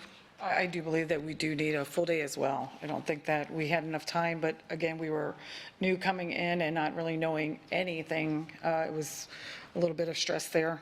And now that we do know some things, I think that it would be better for us to have that conversation and know where we all stand. Okay. Ms. Giovanella? I was just curious about the cost and what that looks like. That's, for me, I'm whatever the board wants. Ms. Fisher? I think we need a full-day workshop also. Okay, and my comments are, there's a lot that we need to do. I'm not adverse to a full day. I am concerned about the cost. The professional facilitator is going to mean a cost. Another suggestion, kind of outside the box, we have a lot of business partners in this county, and I'm sure that there are some that may have expertise in helping us to, they may not know all of the ins and outs of the education piece, but just helping us to facilitate. So my suggestion is that you allow the superintendent and his staff and I to coordinate and give you some suggestions to decide once we figure out like how much is the cost, what's a high, what's a low, what are the possibilities? Because just to say do it and not know all of the specifics is going to be difficult. So can we put on the board that you will give us, you want to make a time certain for us to get back to you and to say these are the options to the board? Any comments about that? Well, I'll just make a comment to what you said. I think a more efficient way would be to go to the foundation and say, can you come up with somebody who will pay for the facilitator for us? Because I think there's enough concern on the part of the foundation board about our way of work that they would be able to find someone who could underwrite whatever the costs are of us doing some professional facilitation. That's a good idea. Well, which is going out to some of our business partners, the same thing I was saying. Yes. When I started, we did have the FSBA come and facilitate, and it was a great workshop. We didn't have that when you guys came aboard, so there was a big difference. And we had a binder, and we went through the binder and went through a lot. It was a lot more detailed work. So I think about that, and it's night and day compared to what you received. So I would be interested to see what FSBA would be interested, what they charge, because they know the works of the board. Okay. So we've got two options on the table. What I am asking is for a consensus that you give us an opportunity to investigate those two options and come back to you, and then have the board decide which way they want to go. Can we have consensus on that, please? Sure. Okay, thank you very much. Who was speaking? Ms. Morgan, you were done? I'm Are you done? Okay. Ms. Vaughn, do you want to go ahead? We'll just go down the line. Sure. Okay, just a little while ago, I withdrew a motion. I want to read a statement that kind of takes the place of my intent with that motion. At the June 25th, 2019 School Board of Lee County Action Meeting, I made a motion for the superintendent to make a statement within 3 days giving reasons why board member emails had been covertly watermarked. The motion also clearly stated that the superintendent should include who authorized said watermarking. After board discussion and public comment, my motion was approved by a 4-3 vote, with board members Fisher, Giovanelli, Gittens, and Vaughn approving, and members Jordan, Patrica, and Morgan dissenting. In the July 1st superintendent response to the directive, which was actually marked confidential, the board was informed that the Director of Professional Standards and Equity, quote, chose to watermark, unquote, the document sent to the board, and that the superintendent had been unaware of the placement of the watermarks at that time. Section 1001.51 Florida statutes sets forth the duties and responsibilities of a school superintendent. Although the law firm, and these are our board attorneys, Weiss, Sirota, Helfman, Cole, and Bierman opined that there is no criminal or unethical misconduct associated with this watermarking. They also pointed out that in this particular case, the superintendent has no statutory authority to investigate members of the school board. Whether or not Dr. Atkins was aware of the watermarking when it occurred, Florida Statute 1001.51-7 states that a superintendent is responsible, quote, the statute, for directing the work of personnel subject to the requirements of Chapter 1012. In his July 1st response to the board directive, Dr. Atkins states that Andy Brown's action to watermark board emails was within the scope of his duties as director of PSE. Dr. Atkins' assertion flouts the statute that a superintendent is authorized to investigate only those under his command. Thus, he, and by extension his staff, overstepped the specific powers granted by state law. I am hereby directing Chair Gittens to move to enforce all provisions of the board directive of June 25th, specifically that Dr. Atkins formally addresses the issue of the authority of board surveillance via emails, as he failed to adequately address this point in his response to the directive on July 1st. And I want to add, after this, a board colleague a couple weeks ago asked, how does this benefit children? And this is so, I'll tell you how it benefits children. When I was raising my children, I raised them to believe that it was better to fess up and be honest about something, and things would, there might be punishment, there might be whatever to my children, but things would move along when that happens. Whenever my children tried, and as children do, subterfuge or blaming it on someone else or whatever, it usually didn't end well. And so I say that the lessons that we teach our children at school and in our homes should apply at this highest level. And so therefore, as I just said, I'm directing Chair Giddens to reinforce all the provisions of that board directive, since there was one provision that was not addressed. Those are my comments. Okay, thank you. And, yes, Ms. Moore. I'm sorry. Madam Chair, a single board member can't direct you to do anything. The board needs to direct you to do something. I just want to clarify. Okay, and I believe that what she is doing is going back to her original that was passed, and it was set aside, her original motion, so that's why it was already passed, it was already voted on, it was discussed, and since then, there was the additional one that she took off the table. But this original motion was there, and it was never removed.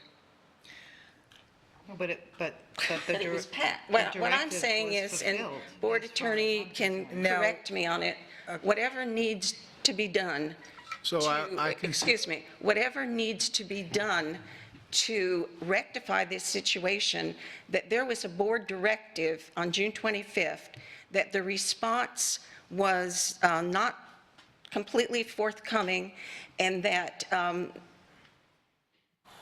I think as a board, if we're going to respect ourselves and the votes that we take, that we need to do something about it. And if I cannot do this, I'm bringing it up right now. So thank you, Mr. Gabriel.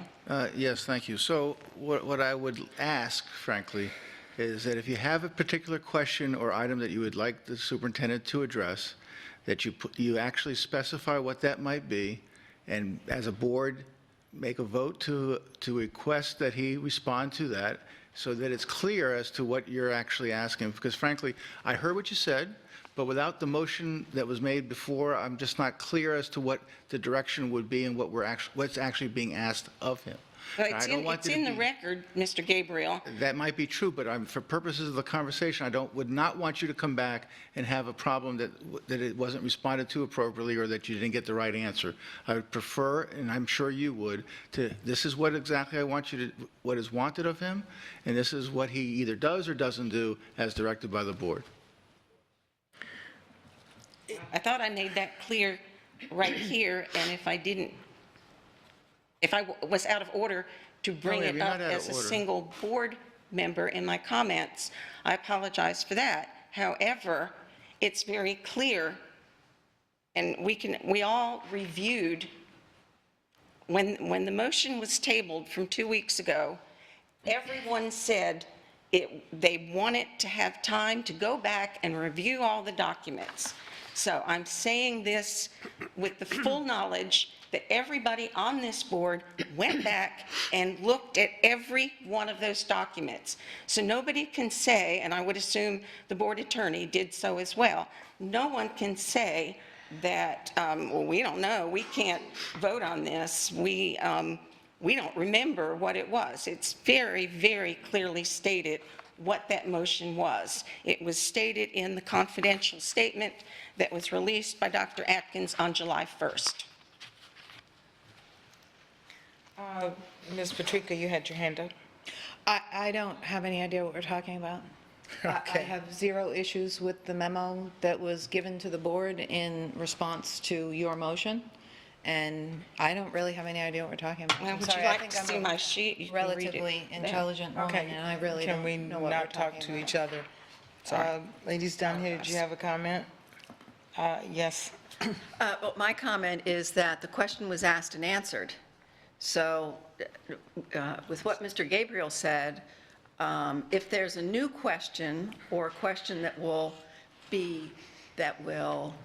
elicit from the superintendent a response that you intended to get but did not get, then let's do it that way. But I have, as Ms. Patrica said, I have no problem with what the superintendent's response to the motion. Can I make a suggestion?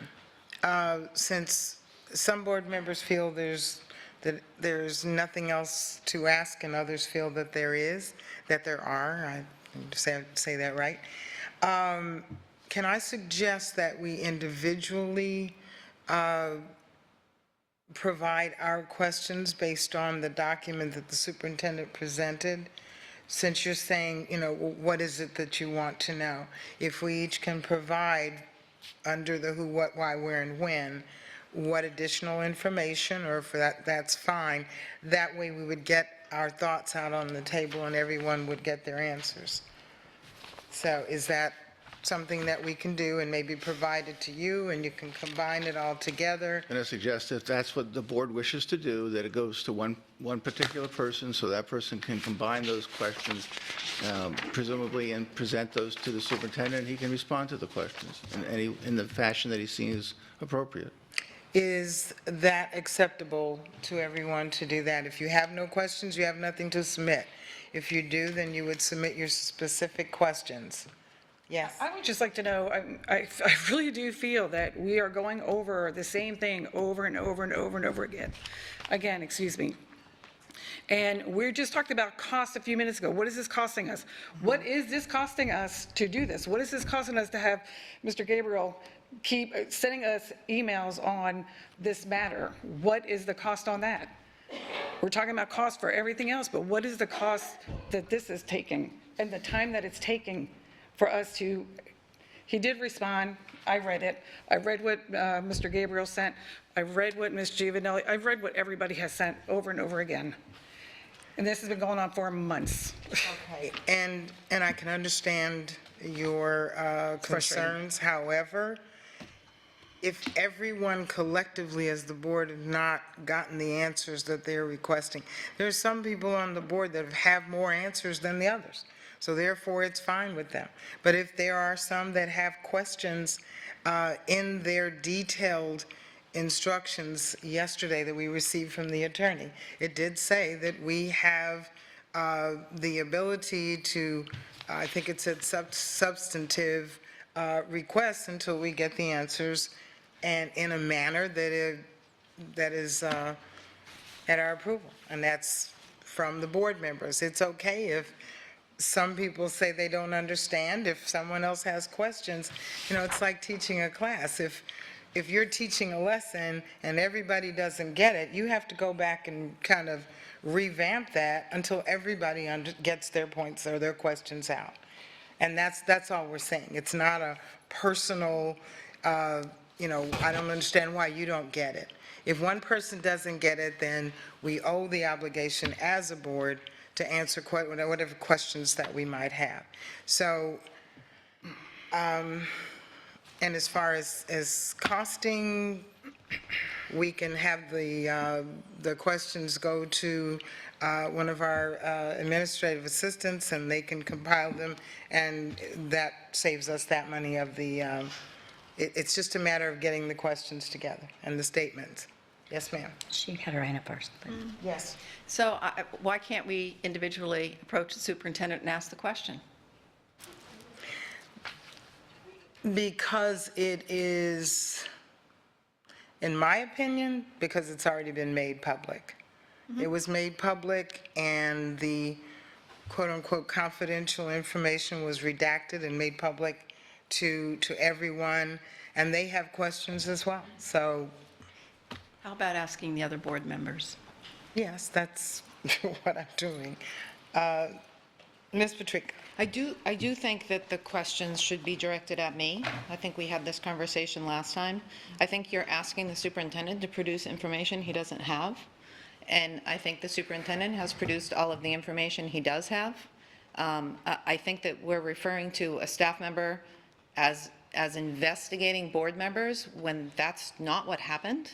We had a staff member who became aware of leaks of information that was not subject to public disclosure according to law.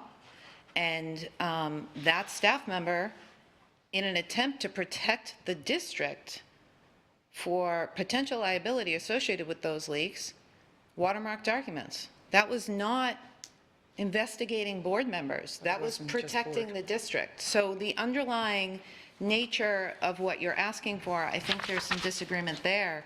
I do think if you have questions, just ask me. What are your questions?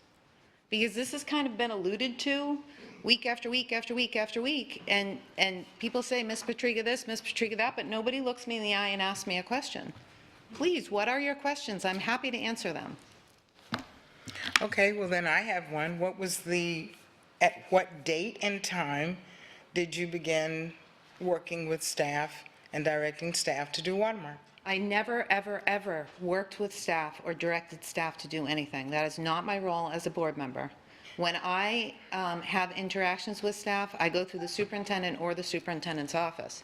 But you asked about when this started, and I can tell you because I went back and I looked at some meetings to figure out when it started. On February 26, 2019, at an action meeting of the board, Ms. Morgan raised the issue of materials exempt from public records laws being shared with the public by members of the governance team. On March 12, 2019, at a briefing meeting, I raised the issue of materials exempt from public records being shared with the public by a member of the governance team. I specifically raised the issue of holding each other accountable when a member of the board violates the law. I suggested... You voted that down. I suggested, may I please finish? I'm answering your question, and I can't answer your question if I'm interrupted. I suggested hiring outside counsel to give us advice as to what our responsibilities were as a board in light of the information we received regarding potentially unlawful behavior by a member of the team. Ultimately, the board decided to have Attorney Dodig put together a memo as to whether board members have a fiduciary duty to the public. Attorney Dodig determined that there is no fiduciary duty, but I remain steadfast that we all have a common law fiduciary duty to the public. On May 3rd at a workshop, I tried to have a conversation with this board about the inappropriate sharing of exempted information by this board. I was shut down, not permitted to talk about it. My comments were halted. It was around this time that a staff member approached me and shared fact-based concerns about board member activities. As others on this board have stated, I can't help it if a staff member comes to me. I can't control that. At that time, the superintendent was still unaware of watermarking. I learned about the watermarking at that time. I was shocked, and I was also incredibly impressed by the brilliance of the technique. Again, on May 16th, at a workshop, I raised the possibility of imposing upon ourselves a fiduciary duty. This suggestion arose out of the unlawful and unethical sharing of information that was exempt from public records. Public records laws, my bad.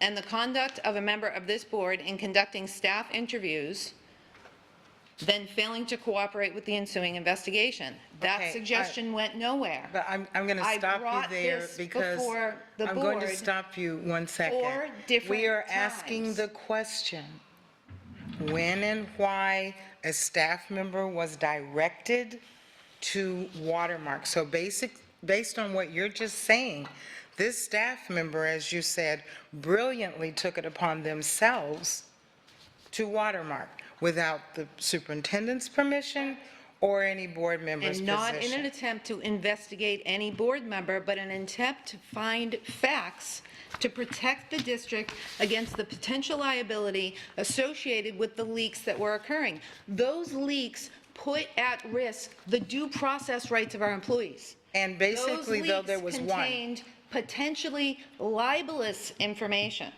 Those leaks put in danger the integrity of the investigation he was conducting.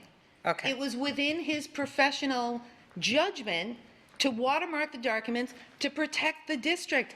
I don't understand why we're saying that he did anything wrong. He protected the district. And I got to tell you, I have to ask you this question. It wasn't just board members. Point of order. It was board members and staff. Okay, excuse me. What other questions do you have for The me? point is, okay, you have stated that. I still feel there's still a lot of questions in my mind because you have not answered who directed staff to do watermarking. Nobody directed staff to do watermarking. To my knowledge, nobody directed staff to do watermarking. So in the same it's- way, nobody directs a teacher to give a child a pencil when he needs to write his name. Yeah, but He was doing that's his totally job. different. No, it's not different. Who would, it's a different situation. It's a legal situation. It is the legality that's involved in it. And if and I know that we cannot go against the employee, but the point is, something that grievous, to take it upon themselves, someone had to say it was okay to do. And to me, my main question is, who said, yes, that's a good idea? Nobody. Okay. May I ask a question? One of you? second, Ms. Giovanelli had her hand up. Well, I'm all about accountability, so I can't wait to have my say in this. I think that we have to hold the superintendent accountable. He holds the employees accountable. And I was only involved because I had employees come to me. So I understand, Ms. Patrica, how you feel. And all I did was take the information and give it directly to the superintendent and Mr. Brown. And Mr. Brown only made that employee information about me. I didn't think I had anything to do with any of that. I just passed the information along. I didn't even understand because he spoke in Spanish, one word he said. So I understand when employees come to you, you listen and pass it along, and that's exactly what I did. I didn't do anything illegal. That is your opinion, and you're not an attorney. So neither and Mr. The investigator is not as well. So I will have my day to speak about that when time comes. So I think my job is to hold the superintendent accountable. No one does anything around here without the superintendent's authority and thumbprint on it, period. I don't believe it any other way. And he did not have the authority to investigate any of us up here. I was an elected official. I was elected by the people, and that's who I owe my responsibility to, not anyone else. Yes, ma'am. I'd like to ask a question. You don't have to answer it out loud. It can be taken as kind of a rhetorical question, but the information that came to me was that a complaint letter was sent to the board office. That complaint letter, which by law is exempt from public records requests or from public records laws, the letter was sent to board members, the superintendent, and the board attorney. Within 5 hours, that exempt document appeared on a social media page, within 5 hours. When I received that information, I was alarmed. Next, what happened was on January 16th, the superintendent set an action plan that was exempt from public records to all board members, the board attorney, and 3 district employees. That exempted document detailed the plan for the handling of the complaint letter that had come in, and district email records reveal that that confidential document, exempted document, was sent outside the district, and people outside the district were privy to the content of that letter. So all of that occurred, and we have an investigator who is seeing this happen and is, again, it's not just board members. It's board members and staff and the superintendent who were copied on these things. So we have an investigator who is concerned at this point about the integrity of his investigation. As I mentioned, the due process rights of our employee. I mean, due process rights are amongst the most fundamental rights we as Americans have. And my question to that is, why did he not go to his boss? Point of order, Mr. Attorney, I'm You're having an open interrupted discussion amongst yourselves. It It's is not- an open discussion. You cannot have the floor the whole evening. Can you please let me finish?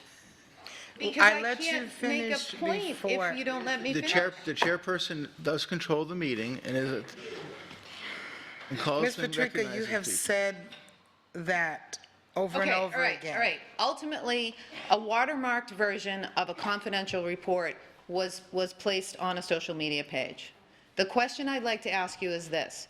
If the watermark had been the superintendent's, and if the investigation had determined that it was the superintendent that was the leak, would we even be having this conversation? Would we be questioning investigative techniques, or would we as a board be coming down very harshly on the superintendent? I know I would be, and I suspect that you would be as well. So my question for you is, are you concerned about the technique, or are you concerned about the light upon whom the technique revealed potentially bad behavior? Okay, excuse me, go ahead. Oh, me? Yes. We're making this way too difficult by bringing in extraneous issues. And extraneous issues is what brought us to this point, because those were in the confidential response. What I am asking is for the superintendent to comply with the fourth part of the motion that was passed 4-3 on June 25th. It clearly stated not just the reasons, but who authorized. The superintendent's response was that no authorization was needed because Andy Brown, the Director of Professional Standards and Equity, was within the scope of his job. I'm telling you, and Mr. Gabriel's law firm is telling you that that is not true. It was not within the scope of his job to investigate, and investigate is the legal opinion wording. It was not within the scope of his job to investigate board members. He can investigate staff, and believe me, I know from experience hearing a lot of leaks among staff on some of these things. He could investigate staff, he could investigate the superintendent. The superintendent, according to statute, has no legal authority to investigate, to surveil board members in this case. It's as simple as that. I'm not dealing with who sent out these and what protection and the brilliance of this. No, I am questioning why we as a board, what is the cost? What is the cost to us as a board if we make a motion, it's passed, we give a directive, and then the directive is not 100% followed? What does that say about us as a board? Maybe some of you can live with that. I cannot. Okay. Does that make sense? Have we gotten it to the, why? Can we just As simple as I can make it. Someone had their hand up? Well, just for the Yes, record, go ahead. those records that you're talking about was sent out by Mr. Brown himself to numerous people, and that's on the record. If you read the investigation, you'd see all the people that it was sent to. So, and I also spoke to Mitch Bierman about the initial letter, and there was nothing was about it on there that was confidential, that said it was confidential. It was about a vendor that we were voting on within a few days. So yes, it was alarming at that point, and I sent that to 2 people, and I gave that to the public records. So, you know, the records do go out, and the action plan was sent to Mr. Rodriguez by our own district, and that's in there as well. So I don't understand your authority and what you're trying to say about this board. Other comments? Okay. In my opinion, at this point, can we agree that anyone who does have questions on any of the who, what, why, where, and when, that they submit those to, let's just say, to our secretary, who will compile those questions, and we will get them to the superintendent, and I don't know the verbiage and if I'm wording this correctly, but to compile whatever questions have not been answered and get them to the superintendent for an answer. So the point that's being made is that the secretary will be the recipient of any questions that may come to her from board members, I would ask that those questions that may come not be identified from which board member, but just be made unedited, but be provided to the superintendent, and the superintendent will have the opportunity in which to respond to those questions, which will go out to everyone uniformly. Okay. All board members uniformly when it's completed. Yes, ma'am. Why can't you just respond now? If you ask Why do the we have to question. wait? I don't understand why we have to wait. Why can't we understand who gave the authority to watermark the documents? And why? You had to give the authority to your employee. If you didn't, I mean, I thought that the memo was obvious that no one gave authority to watermark the document. I didn't know about it, as was stipulated in the document, and I did not give the authority, nor did anyone else. So, Period. your employee that you supervise, you were unaware of what he's doing. Please say that, because that's what I want to hear from your mouth. I'm not going to say what you are telling me to say. I don't have to do that. But that's what you just said. Ma'am, I said I didn't authorize it, but I don't authorize, actions of a lot of employees, their specific actions. That's just, that doesn't make any sense. The question was asked of me, who authorized it? And the answer is no one. That's the action that employee took to protect the district, in his opinion. That's what he did. And exactly, Period. that's his opinion. Exactly. Yes. Okay. And you're okay with that? Actually, I am, because I'm concerned that people do take sensitive documents and put them out into the social media, and then we have to expend enormous resources and taxpayer dollars chasing down misleading information. So much money has been spent going after all of these complaints that then turn out to be erroneous, fabricated, or misconstrued. And so that was in the memo. I responded, in my opinion, to the request of this board in that memo. I think it was very clear. Now, you may not agree with that, but my job as a superintendent is to protect this district. And I am concerned about the way social media has been used by people, some named in that report, to harm this district.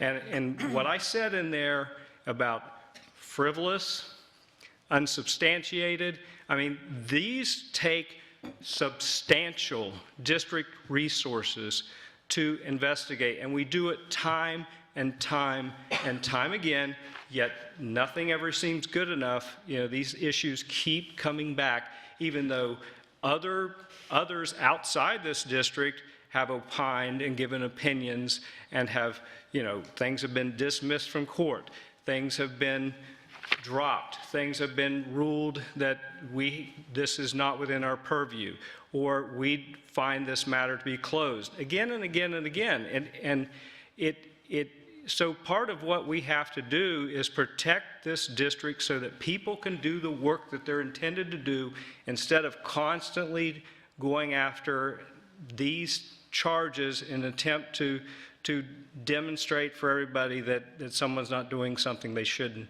be doing. I think we have done that again and again and again and again and again at substantial cost to the district. As was indicated in that memorandum, I think Mr. Brown felt that, again, documents that were sensitive were leaked, and he took action himself, and that was clearly stated, in my opinion, in that memorandum. And I had nothing more to say about it because, as was indicated, I had no knowledge of it. My own document was watermarked, and I had no knowledge of that as well. And you know what? I'm fine with that, because I didn't do anything inappropriate with that document. Comments? I have a question. Has the employee been made aware of the legality and the and propriety that he did do? He is aware, but Excuse me, if I may, point of No. order. are we allowed to refer to a Excuse me, but he is talking. I'm asking the To the attorney a extent, to the question. extent that this particular employee's name has been mentioned, the concern that may be raised is that this employee has actually declared himself a whistleblower and has asked for protection based upon the Whistleblower Act. And I totally understand that. I did not say his name. Conversation, well, we all know his name has been mentioned a couple times today. So to the extent that the conversation is ongoing, I mean, it needs to be clear that this is only in factual questions and information that's being transmitted back and forth, and that there's no accusations being made, and there's no one being held accountable in any respect in terms of, in a negative way. Let's just put it that way. I just have I concerns disagree with the use with of the that. word impropriety. So potential you've got, look, the could be whistleblower, I don't know if it's being investigated or there's any action taken by the district, but the employee is entitled to protection as per that act. We understand that. I read that in your document. That's not what I was asking. If we're looking at going forward, how we're going to do business, are employees informed that that is not the way to do business? Or are we saying that that was correct and that they will continue to do business in that way? Are we also saying that a board member has the ability to be a part of that? What are we going to do going forward? Are we supposed to just assume that any document we get is going to be handled in this matter, even if it's not labeled as a part of an investigation or confidential? How are we supposed to just to assume? Madam Chair, to my recollection, I believe I answered that question in the memorandum, but one of the things that was stated is that I, as a superintendent, my job is to protect this district. If I feel that that type of action needs to be taken to protect the district, I will do that. However, if I ever had a need to watermark school board member documents, you would be informed of that in advance of that watermarking to occur. So that's the action that I would take as a superintendent moving forward. So I, in this role, I have never personally watermarked or directed watermarking to occur. However, seeing that we do, I just indicated my concern with that leaks that do come out of this organization. I do reserve the right to watermark if I feel that there's a need to protect this district in the future. However, because I have no interest in investigating board members, so if I'm watermarking your document, I would be informing you of such prior to you receiving that document. And I believe that was in that memo. If not, that is my stance anyway. It has always been my stance. In fact, I never even considered watermarking documents. And have you informed your staff of the same? Do they feel the same? If they acted on their own, the question is, will they act on their own again? I believe with the direction that you hear tonight and the directions be in that memorandum, that you would not have a watermarked document given to you without your knowledge that came from me or was authorized by me. So therefore, what took place this time that we're talking about would not take place in the future, because I have provided you with how I'm going to operate moving forward, and that's the way it's going to be. Ms. Fisher. So this is a big district. The superintendent has answered this question numerous times. What is happening here tonight is very disturbing. We are charged to work together as a governance team with the superintendent to take this district forward.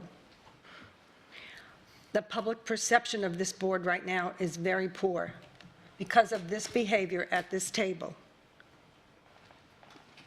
I've been on this board 9 years. I've never experienced anything like this. I think that we have a job to do, and that is to oversee the operations of the district, to set policy, and to advocate for our students and staff.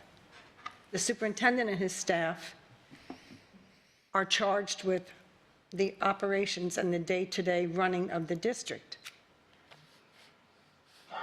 We are a district of human beings, and people do things, and it's really hard for one person to keep track of all that, and that is why we have the layers. So we can't guarantee in the future that something like this wouldn't happen again. There is no provision in law to sanction or to investigate sitting board members, elected officials. We all know that. We have been doing this since January. Today is August 27th. I think it's time for us to put this to rest and get back to work. Other comments? We have to protect our district. We have to educate our children and drive the economy for this community. And if we're not ready to do that, then we need to get off the board and let someone else have it. Yes. I just have one more thing to say about this. As I said, I think this has become a whole lot more complicated than it needs to be. I remember discussing this with Dr. Atkins months ago, a phone conversation, one-on-one meeting. My desire to put this behind us. However, this one issue has been this sticking point, this one thing, and that is that, yes, we, all of us, want to be protective. The superintendent, all of us here, protective of our school district. However, when what we do flies in the face of state statute, as this clearly does, someone needs to be accountable. That's all I was asking for in my motion that I withdrew tonight. That's all I wanted. All I wanted was to hear the superintendent say, I realize that neither myself nor my staff has the statutory authority to investigate, and yes, that word investigate is used in the law firm's legal opinion, board members.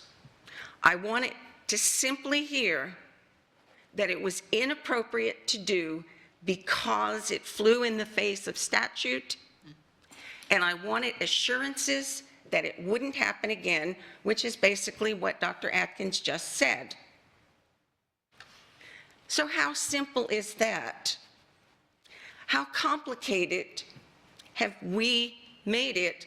And I put the superintendent in directly on that because I have emails here from the staff attorney, another confidential, that went, it was like a red herring, talking about all these other issues on the periphery. One more time, that's not what I was asking for in my withdrawn motion. It's not what I was asking for in the statement that I made. It's that simple. And those of you that can't understand it, I'll write it out. I'll make an outline if I need to. It's that simple. I wanted to see this done months ago, but we had a plethora of memorandums and red herrings and all of those things when it could have been so simple. And I'm done with all my comments. Okay, Ms. Jordan, do you have any comments? Do I get board comment? Yes, Ms. Patrica? Thank you. Yeah. So, Ms. Fisher, yesterday I sat in the kitchen for about 4 hours, well, we went out to lunch as well, with a couple FSBA people, and we did nothing but read and revise FSBA policy. And it was work. It was work that will ultimately help children across the state because it's FSBA and not Lee County School Board. And it was so incredibly refreshing to not talk about watermarks And so I agree with you. I think we need to get back to work. I would like to propose one more step to do that. As we've talked about this watermark issue, it does continue to strike me, I know we disagree, but it does continue to strike me that this really does have nothing to do with children. This is all about the adults at the table, and questions weren't answered the way I wanted them to be, and that kind of thing. So I do think there's a way we can bring this around to actually benefit children. And that sort of goes to, Ms. Jordan, what you were talking about. I do believe that the real problem here is the amount of resources that are being expended on frivolous complaints and frivolous lawsuits, and those frivolous complaints have time after time after time proven no wrongdoing on behalf of the superintendent and no wrongdoing on behalf of staff. And lawsuits are now being dismissed, and motions for directed verdicts are being granted. Now, a motion for a directed verdict, to have a motion for a directed verdict be granted is so rare. It is so rare. So essentially what we have is completely neutral and objective legal tribunals are ruling that these actions filed by these individuals have absolutely no legal merit whatsoever. So we have independent legal tribunals now telling us that these requested complaints and investigations are frivolous. So I'm concerned about the district resources that are being eaten up by this. And when I say district resources, I don't just mean Staff Attorney Williams and the time he spends on it. I mean the questions, the time he has to take away from staff when he asks them questions, the time staff spends answering emails, the time staff spends going and testifying in court. It's all very expensive to the district, and these are resources that we could be using to educate children. And I don't just mean the monetary resources, I mean the man hours. When you take time away from human resources, that's time that could be spent focused on training our teachers instead of investigating frivolous complaints. So I would like to get a feel from the superintendent as to exactly what we're talking about here in terms of cost, so that we as a board can have a discussion as to whether we want to direct him to just stop investigating frivolous complaints so we truly can move on. Because as long as these continue to come up, these questions will continue to come up. And I really think that that's really the best way that we can turn this around to help kids. I did have a couple of other comments. One was for the man in the back, Mr. Willoughby. He talked about the Family Initiative. Amazing, amazing organization.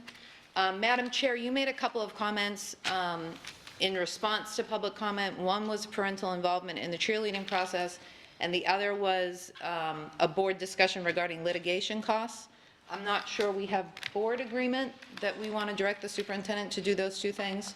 So I wanted to bring up that, you know, I don't want to direct the superintendent as to who should be involved in the cheerleading process, nor do I have any interest in hearing about litigation costs. So those are my comments this evening. Ms. Jordan? Thank you. And continuing on cost too, I was curious today when I was speaking to Mr. Gabriel as well, all the back and forth emails that have been going from board members. I would like to know what that cost is to us. You know, what are we putting, what is our expenses that we are putting out there? I don't know if it's per member or what is that cost, what does that cost look like? Every time they write a paper back to us, what is that time? How much time is that taking them to do that? And what is the cost on that as a whole? And then two, we are having our first community forum at Franklin Park, which is going to be held on the 3rd of September at 6:30. And we're going to be speaking about the capital improvement plans. So we're trying to make sure that we get it out there to everyone because we want to make sure that the community is engaged, and we want to make sure that we're getting all the information and their questions heard, and then answers for those questions. If we don't have them that day, we will get it and get it back to them. And then creating an email from that as well, so that way we can keep them abreast of what has taken place going forward. And then today, Ms. Hall, is my grandson's birthday too, so they're celebrating without me. That's it. Mr. Giovanelli? Okay, so I had sent an email out about the high school, so I wanted to, the MMM high school, so I wanted to talk about that for a moment. On the eve of Dr. Martin Luther King Jr.'s I Have a Dream speech, which is 56 years ago tomorrow, what better thing to bring up than his legacy for peace and equality in the world that's struggling with this every day. His vision would be honored by naming a school after him. After all, Lee County made history with our first minority school board member in this past election. I believe in Dr. King's dream, and I am hoping this board does too. He is known for his leadership in civil rights movements throughout nonviolence and civil disobedience, and we are civil servants, and what better way to do that than to do it now? The time is now. His mother was a school teacher. Naming a school after him for his being a leader and the voice for the people. It would give all students the opportunity to live out his dream and that he had for all, for peace together and equality in communities and opportunities. It would allow his dream to live through the students of Lee County. I will leave you with this quote. I have a dream that my 4 little children will one day live in a nation where there will not be judged by their skin color, but the content of their character. I have a dream today. Board members, today is that day. Let's name the MMM school Dr. Martin Luther King Jr. High School. Thank you. So I would like to make a motion to move to name the MMM school Dr. Martin Luther King Jr. High School. Do I have a second? I'll second it. Okay, we have a motion and a second on the floor. All those in favor of naming MMM Martin Luther King? Wait, Oh, I'm sorry, comment? public comment. Yes. Can you direct that, please? Yes. You want to take them one by one as the people are prepared to come, or are you going to Yeah, that's call them fine. forward? Sir, come on up. I'll start the timer when you're ready. 3 minutes. Wait, sorry. Good evening, members of the board. I know the time is late. I want to thank Ms. Gianelli and Betsy Vaughn for bringing forward this issue. I think about what Dr. King means to me and what he means to this nation. I had an opportunity last year to take a group of young kids up to Atlanta for the 50th anniversary, or commemorating the 50th anniversary of his assassination. And his 3 children were there, and Al Sharpton and all these national leaders were there, and it just brought tears to your eyes as you think about what this man sacrificed. You know, you think about all that Dr. King did when it comes to voting rights and civil rights, fighting for housing. This is a man who is so honored and revered. He's the only person in the whole United States that has a national holiday. He's the only non-president on the national monument in Washington, D.C. We were able to take a bunch of students from Lee County schools. And Mayor Fisher actually sponsored one of those students in 2011 when they did the dedication. This man is a giant in American history. When Patricia and others talk about students, let me tell you, with the minority students being able to go to MLK High School, I think the mascot, I was talking to my representative today, Debbie Jordan, I think the mascot should be drum majors, because Dr. King was a great man and he was a drum major for justice. He wasn't just a man who fought for African Americans. He fought for women. He fought for the poor. He fought for the disabled. He fought for everybody. So I think it would be a fitting tribute as we get ready tomorrow to celebrate the 56th anniversary of his I Have a Dream speech, for this board to be unified and to unanimously vote to support this. This is the right thing. I know there are people on this board that will talk about procedures. They will talk about how we've done things in the past. But as the chairwoman stated at the last meeting, when I brought up about the board attorney, this board is not bound by the dead hand of previous boards. This is a new board. We elected you. We want you to be our leaders and our spokespersons. I don't really care too much about what the superintendent or his staff think when it comes to naming this school, because I didn't vote for the superintendent. I didn't vote for the staff. I didn't vote for the principal. I voted for you. And in our republic that we have here today, we have empowered you to make decisions on our behalf. You have this job for 4 years, and we ask you to do your job. And tonight is the night. This is the time to honor Dr. King. So we got a motion, we got a second. Now is going to be the time that you stand up and you're going to have to say, yes, we agree with this, or no, we don't. Please, members of the board, don't dishonor Dr. King by voting no. Thank you. Madam Chair, if there's any other speakers?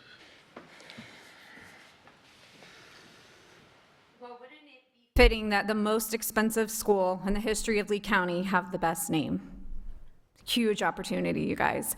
I would caution you, make your vote unanimous. This is something the future students of this school deserve to have a unanimous vote on. You don't want the school starting with rumors. Some people voted yes, some people voted no. Don't do that. That is not a good foundation for the school. I think it's a wonderful opportunity. It's a great name, and you guys have an exciting opportunity tonight to be unanimous on a vote. Any other speakers?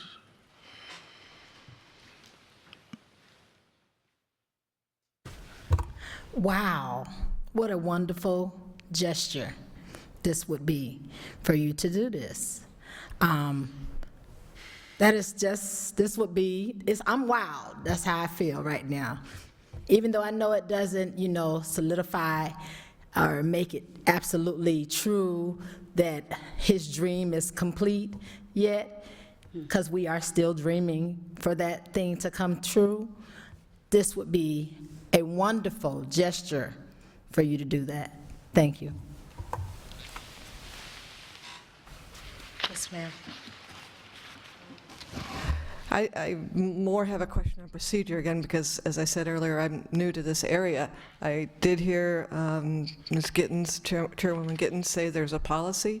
If I'd like to know, I guess before the vote, just does the vote bear weight in this, or is this a vote of, I mean, if the ability to name a school is not within your power, does this vote just show that you like the idea, as good, as wonderful as it is, and I support it, but if you don't have the power to do the naming, what is the point of the vote, is my question. Thank you. Any other speakers? Madam Chair, before you proceed, I do have some comments that I need to just put on the table for you so that you're aware. Yes. As already mentioned, you have School Board Policy 9.10, which specifically identifies the process in which a school can be named by the board and the procedure in which to do that. The board actually ultimately has the determination, is the only body that can identify and name a school.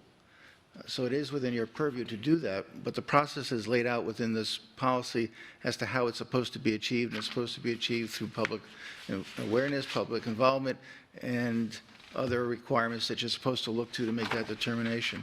Dr. King is ultimately a great candidate for this, no question about that, but procedurally, you'd be going against your own policy if you were to proceed and vote today to name the school after him without following the policy. You can make the recommendation and proceed that direction. That would be a suggestion. But actually taking the formal vote to name it and making it the formal school name without following the policy is problematic. And thank you for that clarification. That's what I was going to mention in response to yours. There is a policy on the board.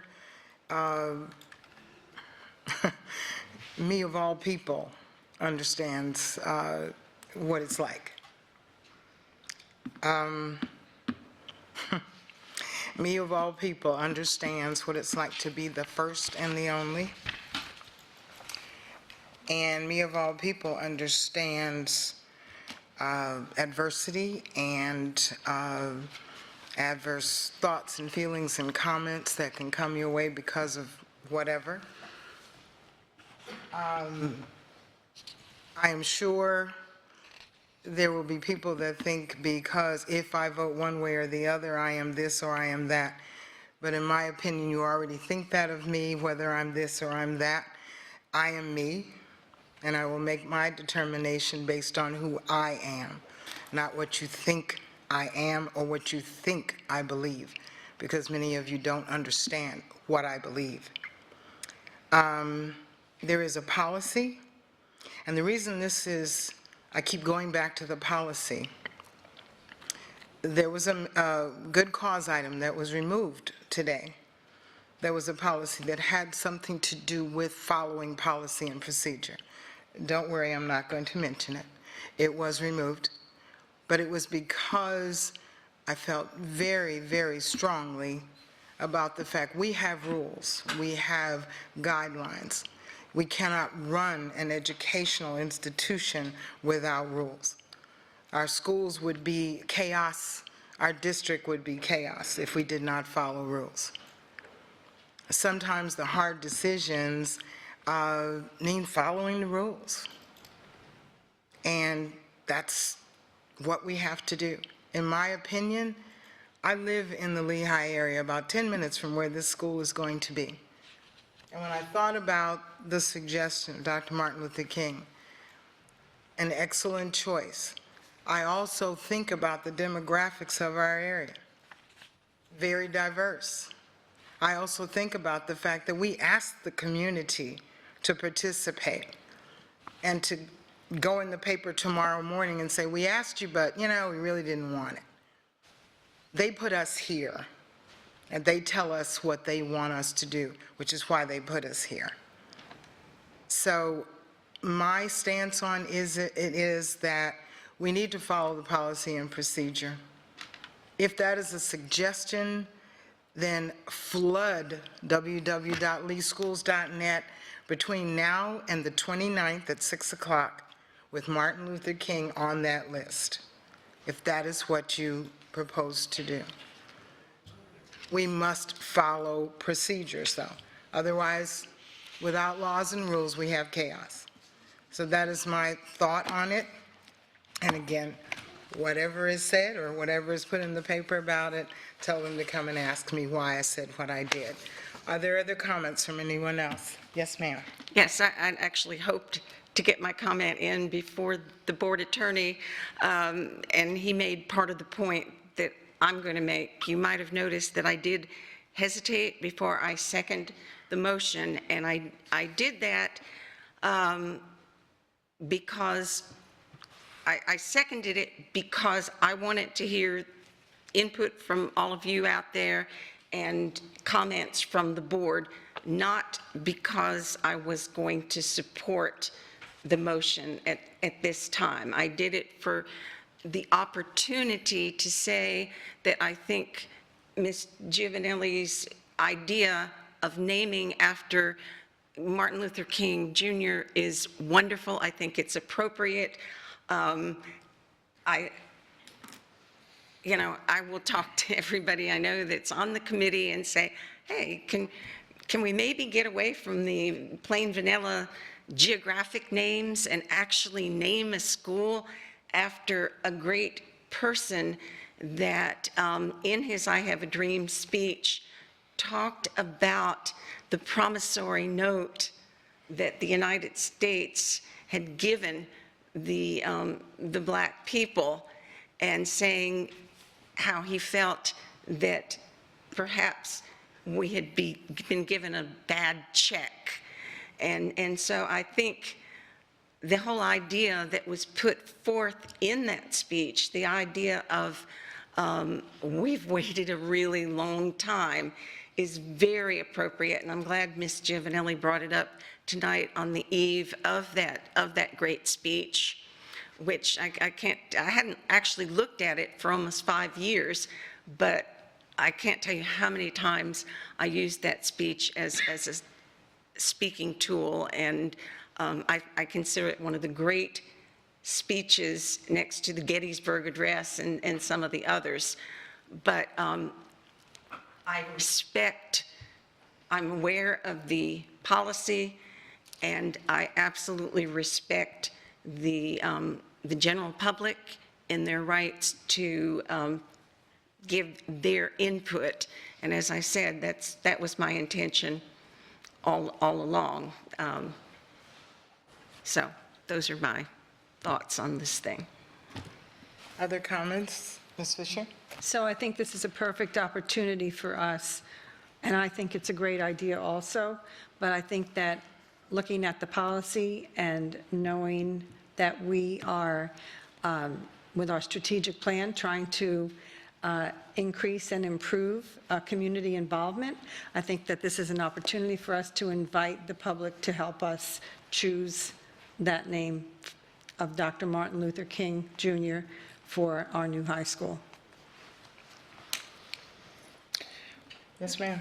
I agree with Ms. Fisher as well. And I did have a conversation with Mr. Thomas, and I do appreciate his thought process in that. And I believe that it would be a great name. However, as we did speak, I do believe that we have to put it out there to the public and allow them to be part of this whole new school that will be put up. It's going to come back to us. It's November, I believe it's November the 5th of 2019 is when it actually will come back to the board to vote on. And I was just looking at the procedures that we have been given. But I do think that we all have to be engaged in this process. We have to do that. We cannot let anybody down. Okay. Yes, ma'am. So thank you for letting me continue. I think it's an opportunity for all of us to come together and move forward and making a decision.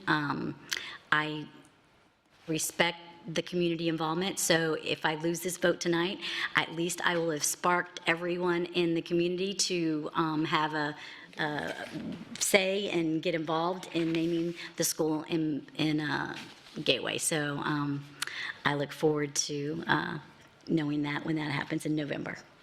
Okay. Thank you.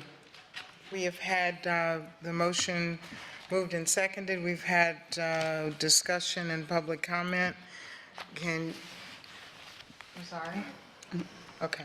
Are we ready for the vote? Can I table my motion?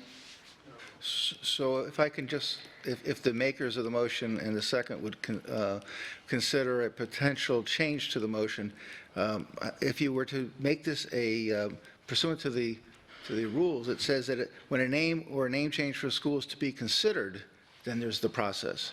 So if the motion was to consider Martin Luther King Jr. as the name of the school, then that would allow, then you could vote for that and allow the process to continue as opposed to. Okay, so I'd like to change my motion then. If you would be willing to do that. Thank you. And does that include then considering along with? Any other names? Other Right, it's not a whatever. vote. It's Okay. this is a name that the board is acknowledging is worth considering, and it will go through the process to, as identified in the policy. Okay, so I'd like to change my motion. I'd like to move to consider to name the MMM school for Dr. Martin Luther King Jr. High School, and for the community to consider that. So I don't know how that. That's fine. If the second would accept that, then it's not a Using vote the other to. second. I will second that as well. And then the board is free to vote any way you wish to, and that's just for consideration. Okay. So can we call for the vote? Please raise your hand if you. Just for consideration only, right? For consideration. I changed my motion. As indicated, it's coming back for formal approval as a name, whatever November date that was. Okay, then it's a unanimous vote, and thank you for bringing that up. Ms. Fisher, you have not given any comments.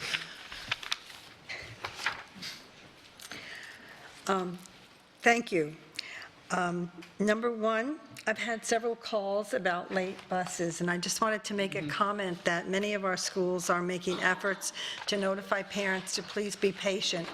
When the buses leave the ramp late, it's because of the weather, the strong rains and the lightning, and it's only in an effort to keep all of our kids safe and not let them go out in that weather. So rainy season hopefully will be over soon, and we appreciate everyone's patience, but safety is our number one priority. The second thing is, as the board member who was assigned to do mental health with our strategic plan implementation, I want to thank the news press for their ongoing Florida Kids in Mental Health and Baker Acts series that's been going weekly and will end at the beginning of next month. It has been very informative and really has spotlighted some of the issues that our children are faced with and giving suggestions about how we can support those children and help them to become healthier citizens. I want to congratulate all of those in new jobs and know that we expect you to work hard, just like we do. I want to thank, first of all, I want to say I went to G. Weaver Hips today, and I got a jar, too, Ms. Gittens. It was amazing. The teachers and the kids were so engaged and so happy. Some of those teachers are really young, and I met a student who was a 2016 graduate of Ida Baker High School, and she's teaching kindergarten, God bless her. So I want to thank all of our students, staff, and families for making this an awesome start to a school year. And that's all I have today. Okay, I have a couple of quick comments. I know I'm the only thing between you and leaving here, so I will make it very quick. I just want to make a point for the record that when I talk about equity and equality, that in my opinion, that has to go across the board for everyone, employees, staff, board members as well, that everyone should have the same opportunities and treatment and an opportunity to speak and say what they think or feel. When Ms. Perez mentioned about the cost of litigation, and then Ms. Patrica and Ms. Jordan were saying we need to, stop spending so much money on litigation, and actually I agree with you. And I have asked previously, how much are we actually spending on litigation? And my suggestion, and I had mentioned to the superintendent before, we have two positions that are coming up as far as legal lawyers in the district to work with Mr. Williams. And I would like to suggest along the line somewhere, when we talk about it, that one of them have a specific expertise in negotiation. I think that we need to negotiate more, talk more, understand more, and it would save us money in the long run. Sometimes there are people that have a label, oh, they're this or they're that, but I always go back to the classroom. When you take that student and you talk to them and peel away the layers and find out what it is they really need or want or what would make them successful, it makes a difference. We need to negotiate more and litigate less as far as I'm concerned. That's my own personal opinion. I'm not speaking for the board. The Horizon Council, I was there last week. They had a transportation summit discussing transportation across the whole county. And one of the things that I want to mention is the suggestion about having reliable enough transportation and buses that some of our students would be able to use on our major corridors, the public transportation. So that is something that is being discussed, and they're talking about things like having transportation on major hubs and then shuttle-type transportation to other areas, which is a real issue out, of course, in the East Zone because everything's so spread out. The foundation meeting, I went to the foundation meeting and the superintendent and I presented, and we were able to talk about the good things that we're doing, and all of the committee members were signing up for committees to help us even further in a deeper dive. So that is going on. I do, and not in a negative way, but Ms. Fisher I'm on the board to deal with transparency, oversight, equity, and equality for everyone. And if I feel that there is something that is not one of those things, I am going to bring it up. And as I've said before, if I'm on the board at the request of the voters that put me here, and the only persons that really can take me off are the governor and God. And I will continue until they do that to bring up questions that are brought up to me. And I appreciate it, and I feel the same way. And I have a T-shirt that I'll wear next time, and it says, mediate, don't litigate. There we go. Thank you very much.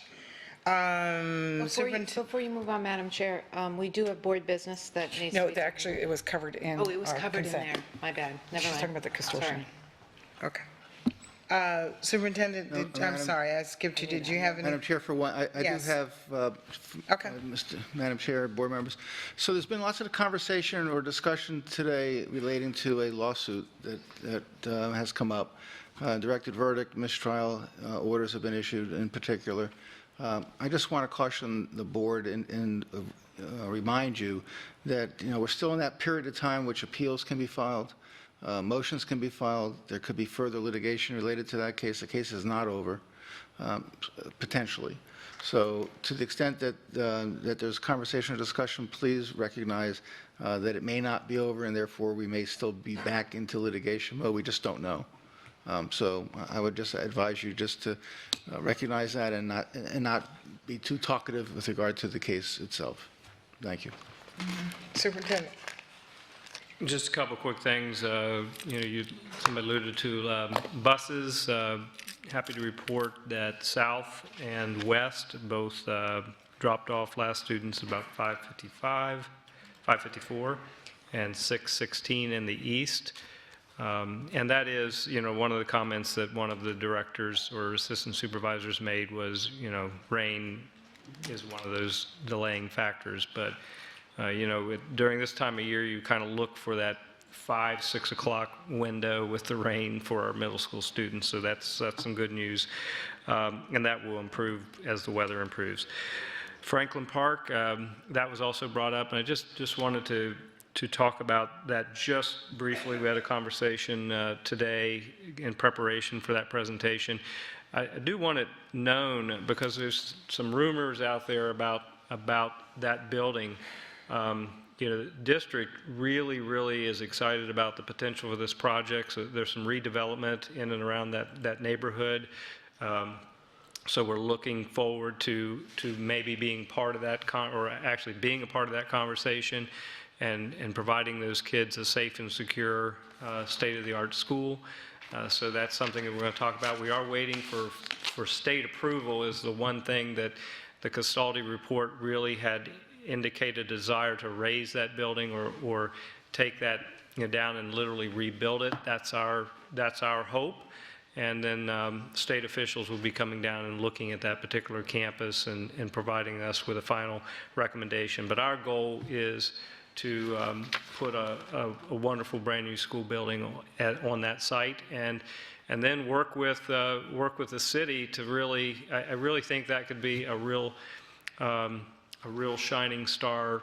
Kind of like an educational community that also has some wonderful community partnerships to provide services to our citizens.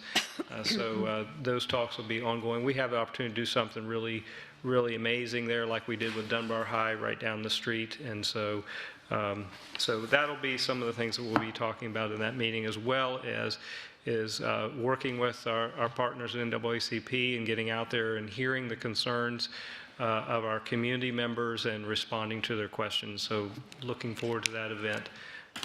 And then lastly, Madam Chair, I think you had made a request regarding, we did one in Lehigh last year. And We were left out, yeah, yes. and looking at maybe once we get through each district, kind of circling back around. So we're certainly working with our partners and putting something like that together. So that's it for my comments. A question on that, will they be videoed?